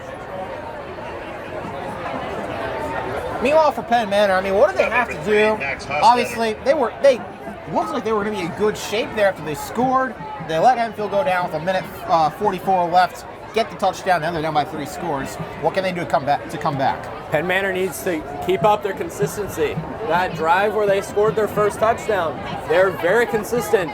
They're racking up good play after good play, marching down the field, albeit slowly, but they were moving down the field, and they didn't have a lot of mistakes. They need to keep that up. Stoltzfus gets absolutely pummeled in the backfield by Max Hostetter. The senior, an incredible play there to tackle him in the backfield. And they're going to have to punt Tackle by number 3, Max Hostetter. after the stop on 3rd down. That's not what Penn Manor wants here. They wanted to come out of the gate and get a nice touchdown to start this second half to sort of set the tone. But it looks like that's not happening here. Gale, high hanging punt, nice punt. Jimenez with a flag down that comes in late. Punt return by number 11, Basilio Jaden Jimenez. So we await the flag.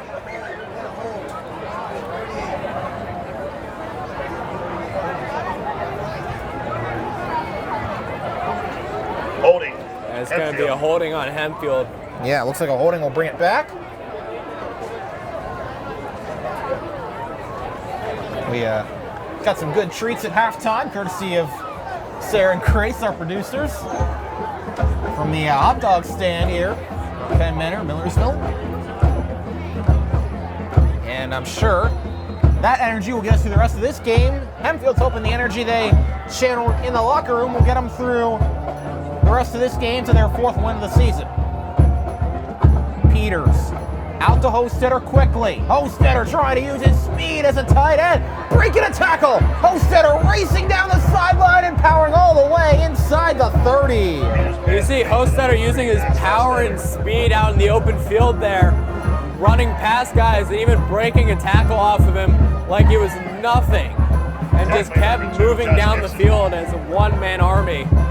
Hostetter really starting to get a bigger role in this offense as the season goes on. The senior, he's been injured a few times, hasn't played as much as I know he's wanted to in prior years. He's been healthy for the most part this season now.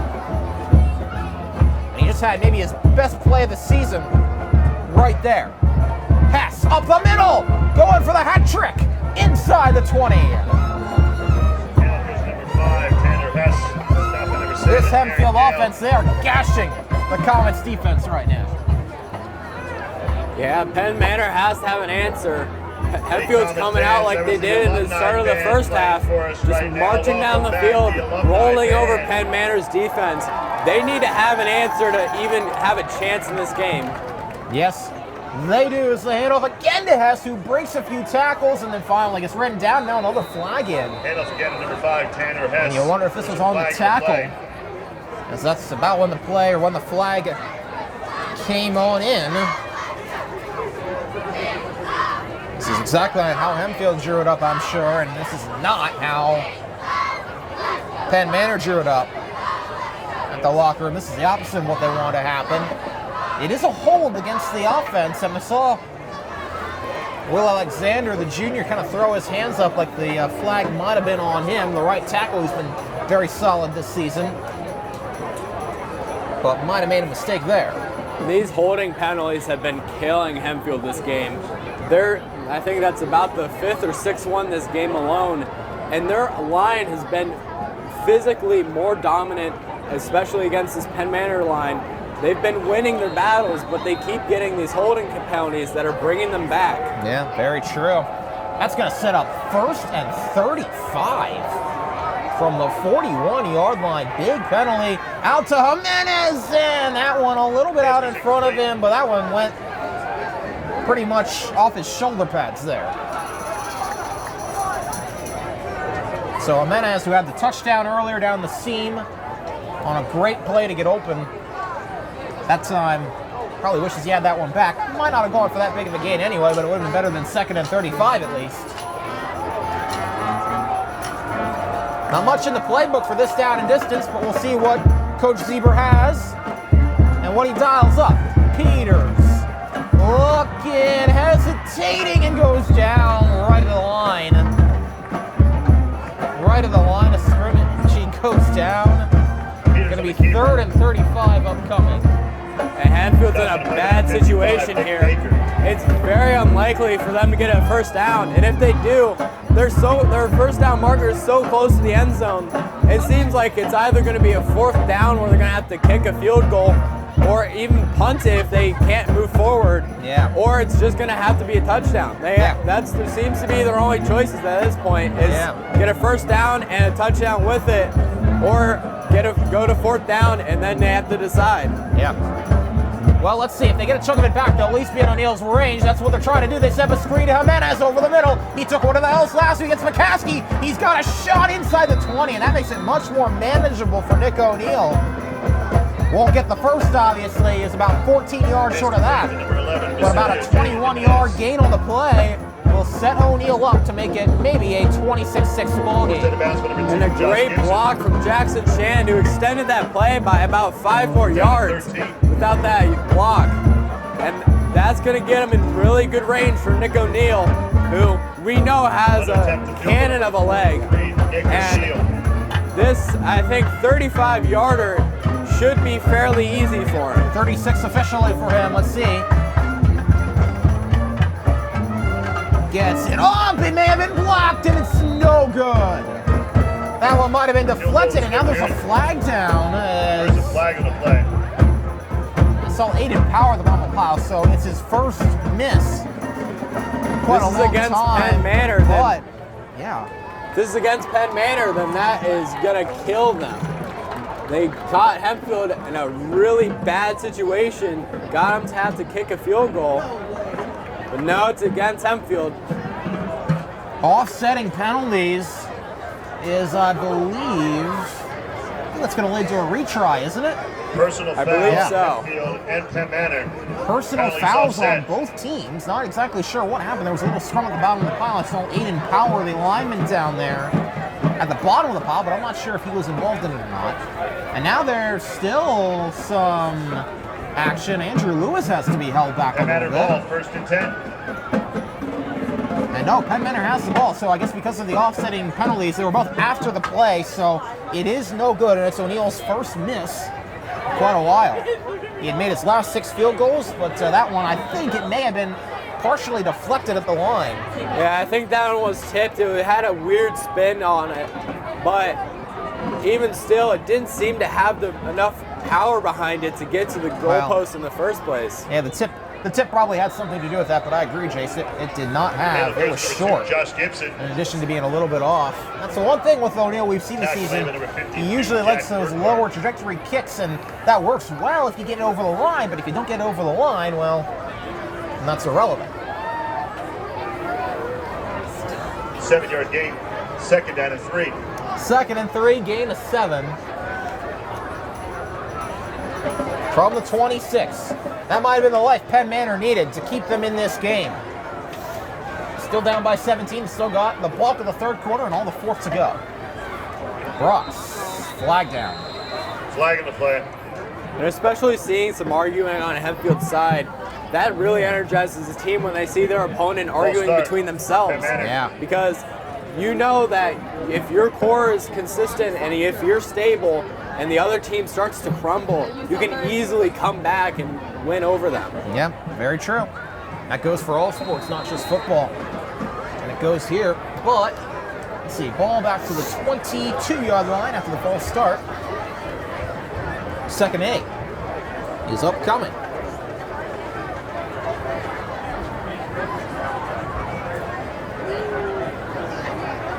Ross will turn around and hand off to Gibson, who's had a pretty good night. Gibson out to the 30 and passed. the 30 before being brought down. On the carry. It is a first down, I believe. Yes. Move the chains. Stop at number 88, Connor Elsliger. First down for the Comets. It's just been a very interesting game, Jase. I mean, I feel like you would look at based off how these teams have played tonight, you wouldn't necessarily think Penn Manor would be down by 17. Sure, you maybe think they'd be down, but it seems like they played a lot better than the score indicates. They just haven't been able to finish drives to this point. Yeah, I think that could possibly be a recurring theme for Penn Manor this year. They have multiple games where they are scoring and they're highly outscoring their opponents, but they also have Cross over the middle is picked off by Sean Hammer, and Hammer intercepts him on the play. Oh, and Nicodemus, his replacement, the senior, makes the interception. He was going for Logan Legenstein and just overthrew him, and Sean Hammer, another guy who has had a bigger role in this offense in the second half of the season, another junior, makes the pick there. Like I was saying, Penn Manor, they can either win big, but they also have a tendency to lose big. Yeah. And turnovers like that are going to make you lose big. Yeah, not much you can Hempfield say. already has the lead here, and now they got the ball back on their own 30-yard line. Peters with a little bit of time running out of it and runs up the middle and gets brought down after a gain of 4. That is the 5th interception this season by this Hempfield defense. And of course the first by Hammer. And after a gain of 4 on the opening play, let's see, what do they do next? Hempfield trying to get in striking distance and maybe start to put this game away. Play action, fire to Hostetter. And Hostetter keeps his footing. Can he stay on his feet? A race to the end zone, and he's in. Touchdown. Max Hostetter finally on the offensive side of the ball gets in. Knights number 3, Max Hostetter. And there's Max showing off his power and his speed. Once again, breaking tackles and running by guys with ease. Finally, Jase, it took till week 9, but Max Hostetter has himself a touchdown. That's good to see. Peters has his second of the game through the air, and Hempfield up 29-6 with the PAT to come. How about that? Max Hostetter having a big night. Flag down as it was blocked, but let's see. Flag might have something to do with that. False start on Hempfield. Oh boy. False start. Well, Hempfield. maybe for the best considering how that kick had started to go.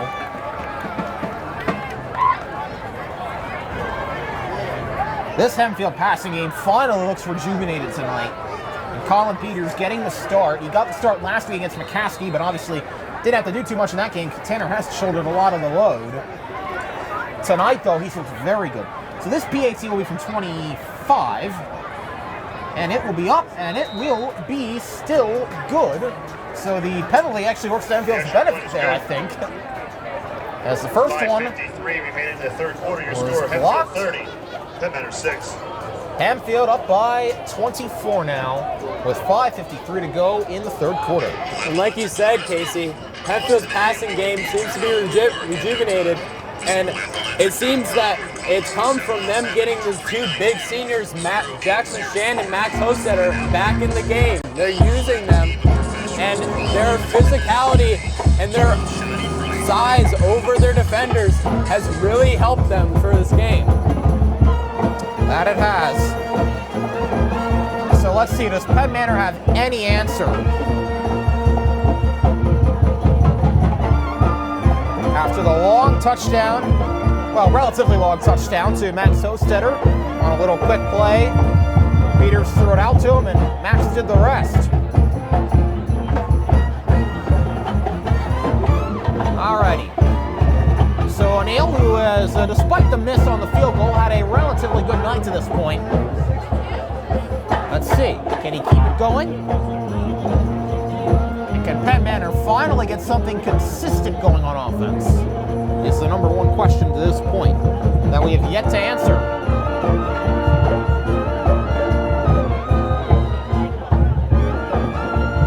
And O'Neill Dropped to the goal line, 4th muff of the day. And it's picked up eventually by Martinez, who gets thrown down. Jase, that has been a theme all night. Drops on kickoffs and punts. You gotta wonder if that's the cold coming into play here. Yeah. Those players on both sides are not wearing gloves, so their hands have got to be cold. And it's hard to catch that ball when the ball itself and your hands are both cold. Yeah, that's very true. And maybe a bit surprising, you don't see more players wearing gloves, especially as the weather has gotten colder. But regardless, let's see. Ball at the 13. That's where Penn Manor's got to start. And at this point, well, they got to go for 6 every drive. Field goals are not going to do them any good. If they want to get back in this one down by 24, they got to go for 6 and then 8, basically, on a 2-point conversion.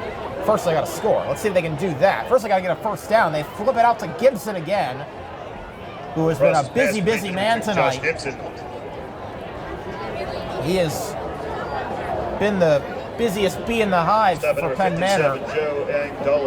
But Hempfield's defense has stung them all night. Gain of, looks like 6 on first down. And it seems like Penn Manor is sticking with the same strategy they've had all game. Getting those short passes and runs in there and trying to make something out of it.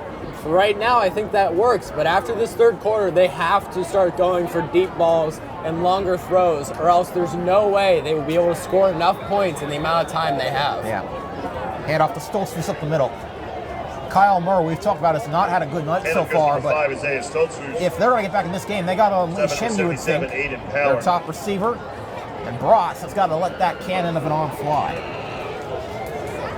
3rd down and 3 from the 20. Must have for Penn Manor. And if they want to have it, they got to get to the 23. Bross looking, rolling, moves the pocket, fires downfield for Legenstein, and Hammer gets there perfectly to break it up. That was a great defensive play. Defensive back there saw that the pass was coming and just turned back towards his guy. He doesn't need to be looking at the quarterback or the ball. So he waited for his receiver to go and attempt to catch that ball and then just stuck his hand up right where his hands were going to be. Sean Hammer, have a night. These past 2 drives have been exclamated by him. Now Aaron Gale will have to punt it from deep in Penn Manor territory. Gets it away. Nice kick. Jimenez will take it at midfield, and he's going to get blown up right away. And that's dangerous when you get blown up right away. It's easy to lose the ball. Jesberger on the tackle right in midfield. Yeah, and Jimenez probably should have called for a fair catch there. He's been doing it all night, and that one he chose not to. Might have thought he had more time than he really did, but it almost cost him. Still no ball now at the Hempfield at their own 49. Or as we sometimes hear at the firm, the 51-yard line. That's where this drive will start. Peters, quick throw. This time Jimenez on the ground, incomplete. Bit of a low throw there. Peters couldn't quite get enough juice on it. 2nd down and 10. And incomplete. I mean, we've seen, that's the thing tonight, Jase, is it looks like we've seen everybody get involved. Peters has done a great job distributing the ball. Hess has had some big catches. Tanner has had some big runs. Sam Hess, the receivers, had some nice catches. Jackson Shan has had a catch or 2 that have been great. Has thrown some great blocks. Jimenez has a touchdown. Hostetter has a touchdown. Everybody's getting in on the fun tonight. Yeah, Hempfield's finally using everything it has in its arsenal. They've sort of restricted themselves in the past, mainly utilizing Jimenez and Tanner Hess in the backfield.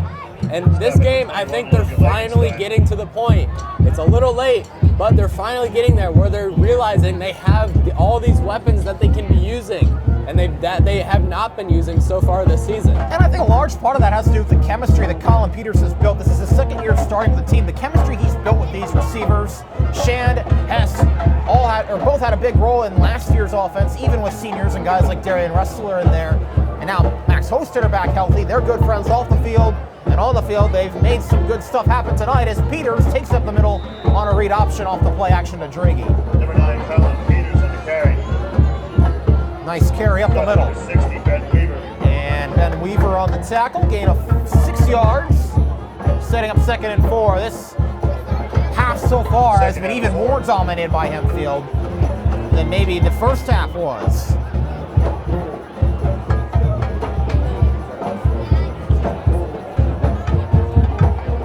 Driggy remains in the game. And we'll see. Do they give it to him? Yes, they do. Up the middle, Driggy. Number 27 getting it down close to the 27. Call it the 28.5 yard line to be exact. And that's where the first down marker will be at.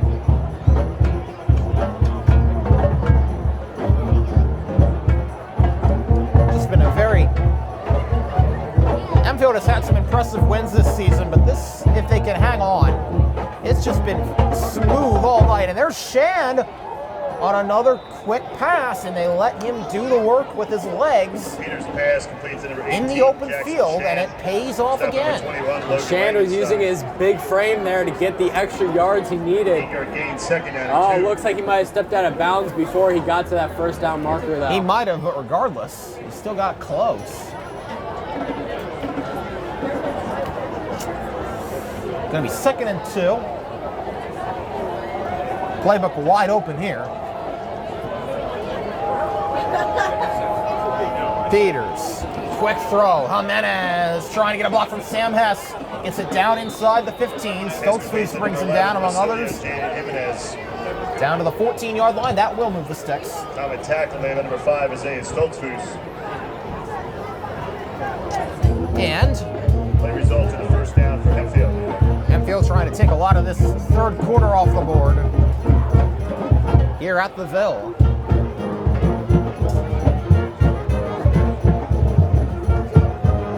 Penn Manor, it's got to be hard to keep the energy up. You're back on your heels. You're already down by a pretty overwhelming margin. And you see your shot at this game as well as the playoffs slipping away as Driggy gets it down to about the 10. Got to be hard to keep enthusiasm and energy if you're Penn Manor right now. Especially with the aggressiveness that Hempfield is still attacking them with.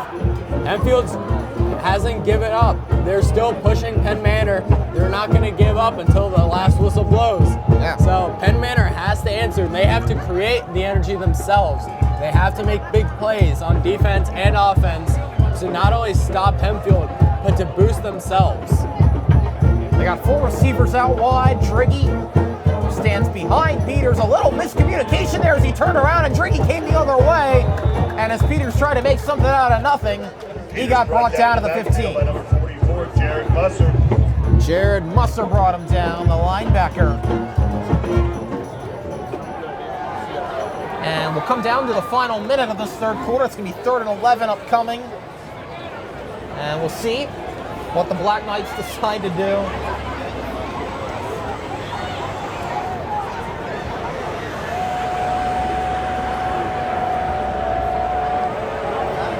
From the gun, Hess back in the backfield, 4 receivers.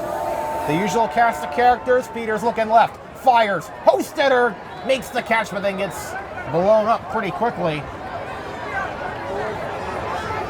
And that was, I believe, Hess complete number 3, Max Hostetter.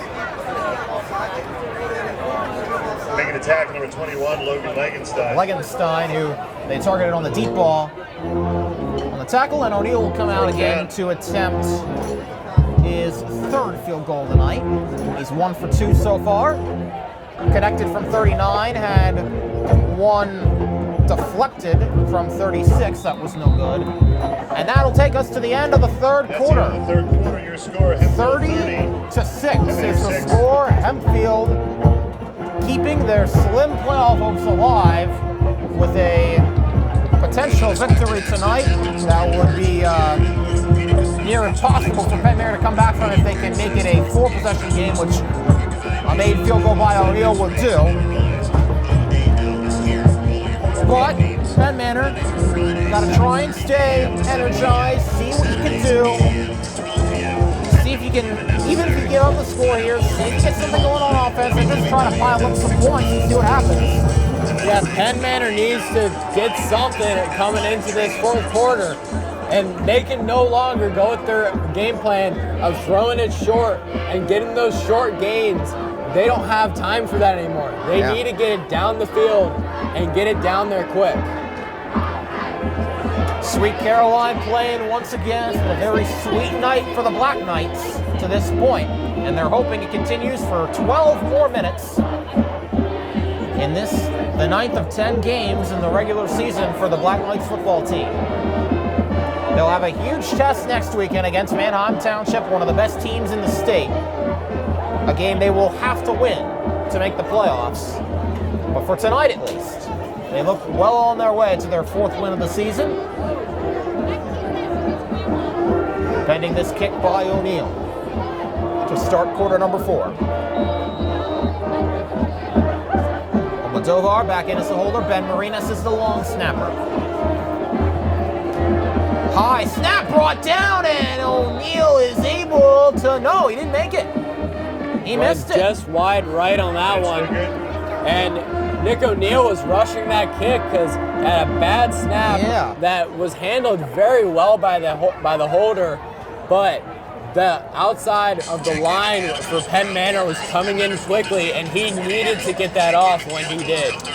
Yeah, I know Ben Marinas is not going to be very happy with that snap. That was just too high. Almodovar reeled it in, but by that time there had already been that split second taken off, and O'Neill had pressure coming all in his face, and it remains a 30-6 game. But regardless, after the miss on, I believe, a 26-yarder, Penn Manor will get the ball, starting at their own 16.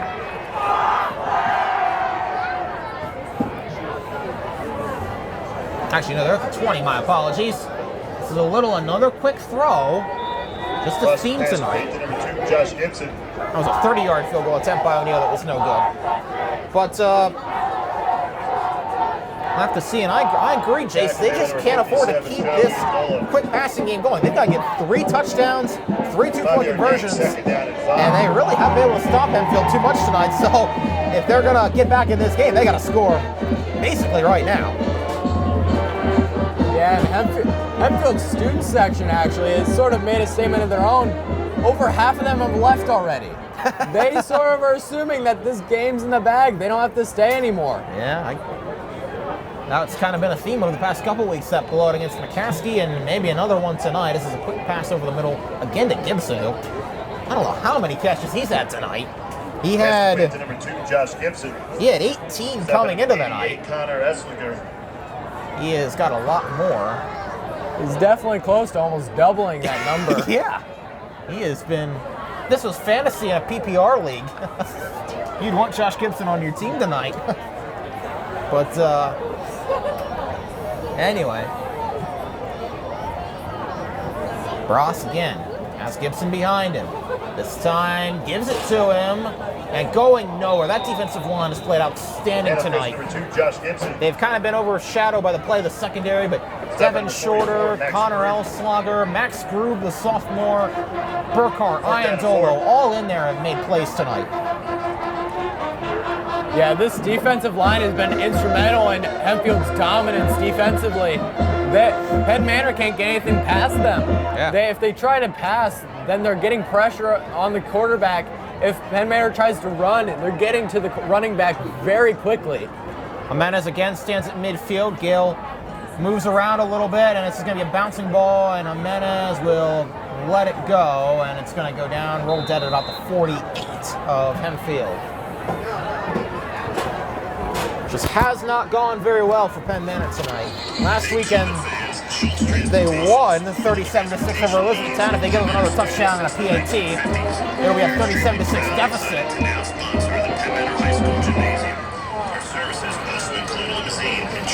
With 9:50 to go. Check us out online at www.schultztransportation.com. Colin Peters has had, I think, his best game of the season tonight. He has looked sharp tonight. He's got 2 touchdown passes, 1 to Jimenez and 1 to Hostetter. He's thrown some pretty balls tonight. And, you know, after it's been a bit of a QB carousel all season for the Black Knights, but I think Peters is their guy moving forward for this game and for the game against Township. And if these are his last 2 games as a Black Knight, he wants to go out with some good performances. As Draghi on the handoff there for a very minimal gain. Yeah, and I don't want to look too far forward, but next week is going to be a real test for Colin Peters. Hempfield Township, Manheim Township's defense has been dominant, holding Wilson to, I think, only about 14 points, if even that. They held Warwick to 7 points a few weeks ago as well. And of course, Warwick, we saw what they did to the Black Knights at the Firm a few weeks ago. They held them to 7 in a game. So, yeah, it's not going to be an easy task, but anything is possible under the Friday night lights. You never know. And if Hempfield keeps performing like they have tonight, well, you never know. They might at least have a chance. We'll see. But that's next weekend. Let's finish up this weekend first. 8:45 to go. Peters, and I think they're going to be content. Try and chew some clock up here with Hess and Draghi both in the backfield. Oh, snap. Gear. No, up the middle. Peters keeps it. Down to the 40. This has got to feel so good for Colin Peters, too, the past couple games. I mean, it's just been such a rough season for Peters. He threw a touchdown week 1 against Dallastown, had 6 interceptions thrown over 6 games in between injuries before he finally threw his second of the year last weekend against McCaskey, and now he's got 2 tonight with no interceptions in either of those games. He's definitely rejuvenated himself, I think, with his performances. Yeah, as his play action in that. Well, that was almost jinxed him there, Kasey. Almost threw an interception. No, well, if Grayson Schatz was in a little different position there, he would have had a chance at it, as that one was just too high. Tanner Hess needed to be about a foot taller to hold that one in. Out of the backfield. But ignoring that last throw, Peters has definitely improved at the later half of the season. And along with Nick O'Neill, it seems like Hempfield has sort of come into their own. They're figuring it out finally. They're just figuring it out too late. Yeah, we'll have to see. Will it be too little, too late? We won't know for sure till next week. Peters flag thrown, so it looked like they were going to take a deep shot there. It's going to be a false start against Hempfield. Yeah. If Hempfield gets the win tonight, it'll be their first road win of the season. All 3 of their wins to this point came at the Georgia List Law Firm Stadium, but with 2 road games to end the season, this would be their first victory at an opposing stadium this season.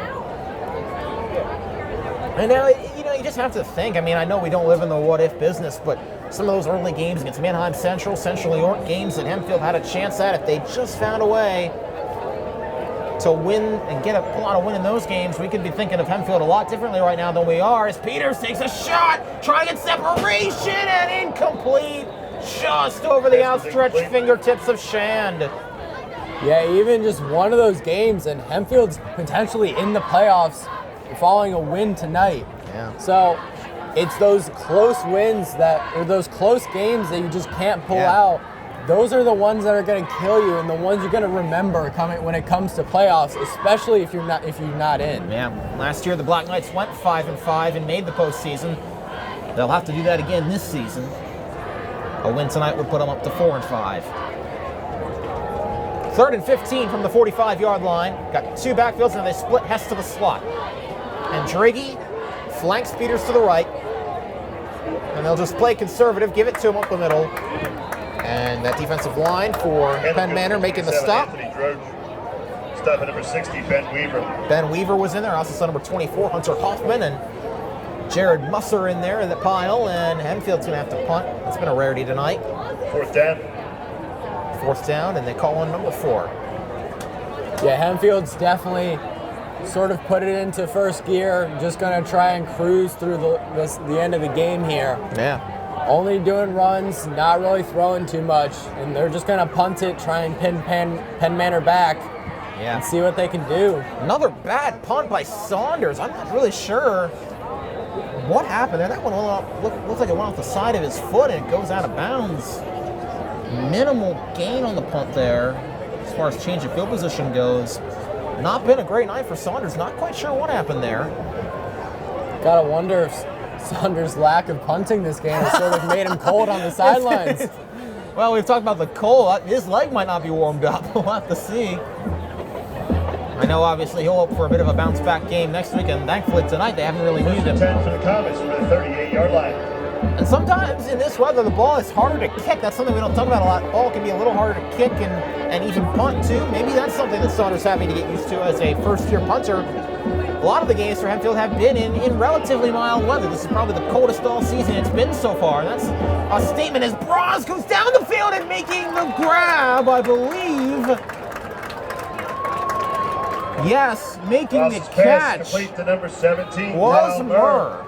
And that's exactly what Penn Manor needs right now. They need to make those deep plays to get down the field, and they need to score and get this ball back quick. And finally, after what had been a shoddy night for Murr, he puts one on the board. A nice reception down the field to the 33. Bross stepping up in the pocket and brought down. Devin Shorter on the sack. Ross brought down in the backfield by number 34, Devin Shorter. And Shorter with his second sack of the year. Second down to 14. Brings up 2nd and 14. So they get the momentum, the big play to start, but now they're faced with a second and relatively long. This is a handoff up the middle, making some moves, and Stoltzfus, and Isaiah Stoltzfus cutting, race to the end zone, minute to beat, and he brings him down inside the 5. Handoff jersey number 5. Thomas Minnick makes the touchdown-saving tackle, but Stoltzfus with a big run. Stoltzfus only had one defender to beat there, and he just couldn't do it. Yeah. But that's what Penn Manor needs. They need to rack up big plays one after another. They had the big pass and now a big run. They just need to punch it in now. That's their only shot. Ball to 2. They keep Stoltzfus in, and they gotta hurry. Down to 6:13 to go, and they need to score 3 times at least. High snap, Bross brings it in, fires for Gibson, incomplete. He might have had him wide open in the end zone, but the high snap threw off the timing of the play. Ethan Kaufman was over there in coverage, incomplete, 2nd and goal. And that was still a good decision by Bross there. He didn't have the play, but he just threw it out there close enough to not get a penalty, but far enough away that there's no way I could get intercepted. Yeah. But he should just throw it away, stop the time, set up for the next play. Give it another shot, yeah. Like that decision there from Bross. Let's see. Bross remains. They got Musser in the game at fullback. Gibson behind Bross. To stay alive, Penn Manor needs a score. Give to Gibson. Shan trying to root down and can't get there. Touchdown, Penn Manor. Comets. So the Comets draw closer. Penn Manor number 2, Josh Gibson. And Josh Gibson for the, let's see, I believe that is the 5th time this season on the ground he's taken it in. Penn Manor is going to go for 2 here. Yeah, they have back to. in their unusual lineup that they tried earlier. And now they shift everyone back in position. And now they'll kick the PAT. Looks like they're just trying to get Hempfield out of position there. That is shocking to me, Jase. If you go for 2, you make it at least a 2-possession game. Yeah, I'm not sure what the decision there was. That has me. And the kick. Penn Manor 12. And the kick was no good regardless. So that has me baffled. Definitely should have gone for 2 there. They don't have time to mess around with these trick plays to only get 1 point. Well, they didn't even get 1 point. Gale had been 9 for 16 entering the night on PATs. So like I said, he's not a pure kicker like O'Neal. But that's just, wow. I'm very surprised that Penn Manor didn't just decide to go for 2 there. You keep hope alive with a 2-score game. Now it's still a 3-score game. And I wouldn't really say you have your kicker to rely on for a field goal, so you still have to put it in the end zone 3 times. That's very surprising to me. but we'll see if it pays off. Anyway, for Penn Manor. You gotta wonder maybe if Penn Manor coaching staff have seen that this game probably isn't going to go their way, and maybe they're just trying some stuff out. Yeah, see what works. Well, that I can officially say didn't work. They got, looks like their onside kick formation in, as Jane Jimenez is the only player back deep. So they're expecting maybe an onside here, which we haven't seen converted all season in a Hempfield game from either side. But here's Gale. They're right to assume an onside kick. Yeah, and will it work? No, Hempfield recovers it. Hempfield got on it. That was a good attempt, though.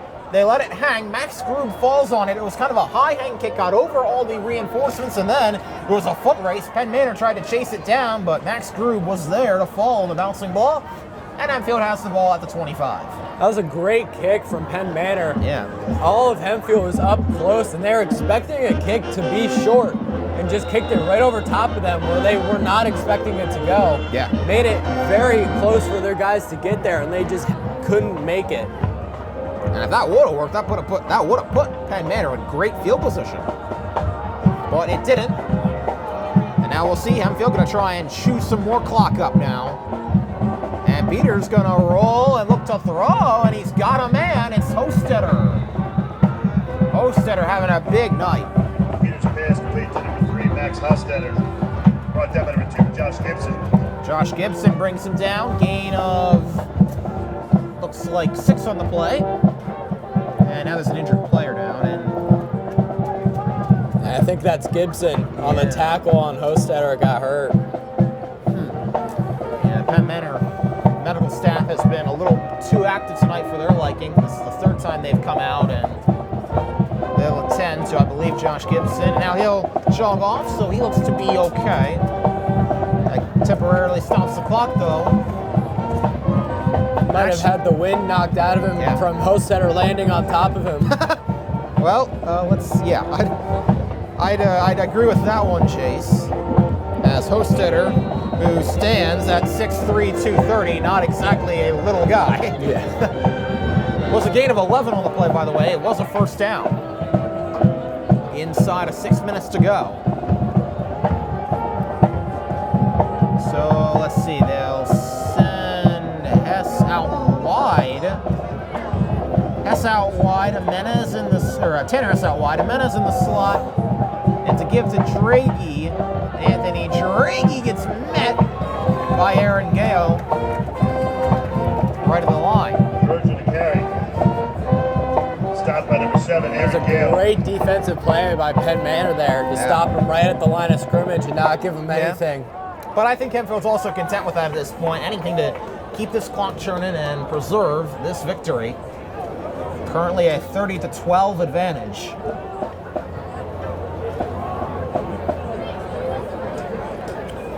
And I'd venture to say, I know Hempfield, if they win tonight, it'll only be their 4th win of the season, but this is definitely one of the more impressive games, I think, for this Hempfield team, especially offensively this season. Yeah, by far, this is one of Hempfield's best offensive games. They're getting everyone involved, and they are putting on a show. They're using the run game and the passing very well, and Penn Manor hasn't been able to stop them. Yeah. They've been able to just sort of roll over Penn Manor in this game. And while Penn Manor is not exactly the epitome of a great defense, it is still a very decent team who they're very well handling. Yeah, I'd agree with that. And they'll face that vaunted Township defense next week, but if they play like this, well, you never know. Peter's gonna, it looks like, change the play at the line. Jimenez runs over to get it, and Jimenez will pass it down to Hess, and with under 4 to play, let's see what that play is. It is a throw. Peters outside, Jimenez making some moves, cutting inside and diving down to midfield.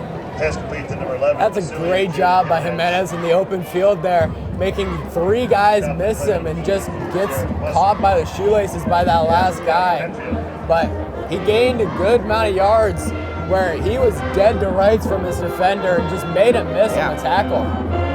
Jaden Joystick Jimenez, that's That might be a good nickname for the junior. He has been shifty all season long. Coming down, Hempfield taking a lot of the remaining clock in this game off, down to 3:23 and counting. Peters again, looks like he's going to change the play at the line, try and preserve this win and ice this for Hempfield on a bit of an icy night. Driggy inside. And 27, Anthony Drojan to carry. and Driggy in there. Stepping number 45, Colt Barley. Colt Barley on the tackle, and a lot of this crowd, good amount of this crowd still here, but some of them beginning to file out as this game is likely come to its conclusion, at least as far as who the victor will be. Final score, still a little bit of question. It's still good 2.5 minutes of playing time to go. And I mentioned earlier about Hempfield student section leaving early. Penn Manor student section hasn't dwindled that much, but they have been quiet almost all game. Yeah, very true. And you gotta wonder, is that a variable in Penn Manor's energy on the field? They don't have anyone backing them from the stands except for the parents. So that student section has a big impact on the team, and they bring a lot of energy. So when they're quiet, it sort of drains the team. Yeah. Well, they've had a few big plays tonight, but that student section really hasn't had much to cheer about as we're inside 2 minutes. Hempfield on their way to a win prior to a date 7 days from now with Township. What will be the biggest game of the season for the Black Knights. And their final of the regular season. Pass outside, try and get some blocks, and gets down to about the 41. Just a dominating performance. There were plays made offensively, plays made defensively. You had the interception from Sean Hammer, but a lot of great tackles. Sacked by Devin Shorter in there as well. And then on offense, well, 4 total touchdowns offensively. Tanner Hess had 2 on the ground. Peters threw 2, 1 to Jimenez, 1 to Hostetter. Just been a pretty flawless night. And no turnovers for Hempfield tonight. That's something that we haven't said too many times this season, but no turnovers, fumbles or interceptions for the Black Knights. Inside a minute. Flag down. With 52 seconds to go. Looks like it's going to be a false start on Hempfield here. Yeah, they were a little too eager to get this game over with. But they'll move them back. And it is 4th down, I believe. So if they don't get a first here, that'll stop the clock, I believe, and give Penn Manor at least one more shot at the ball and make the score a little more respectable.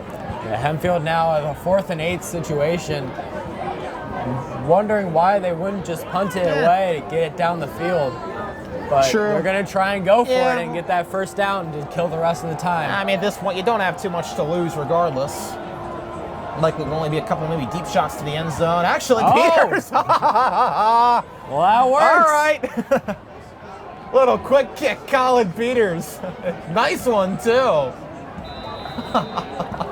That was a great play by Hempfield, too, to not touch the ball. Penn Manor was not putting any pressure on them. They just let it sit there and let the time wind down. That was a good punt. Nice punt, Colin Peters. He's doing it all tonight.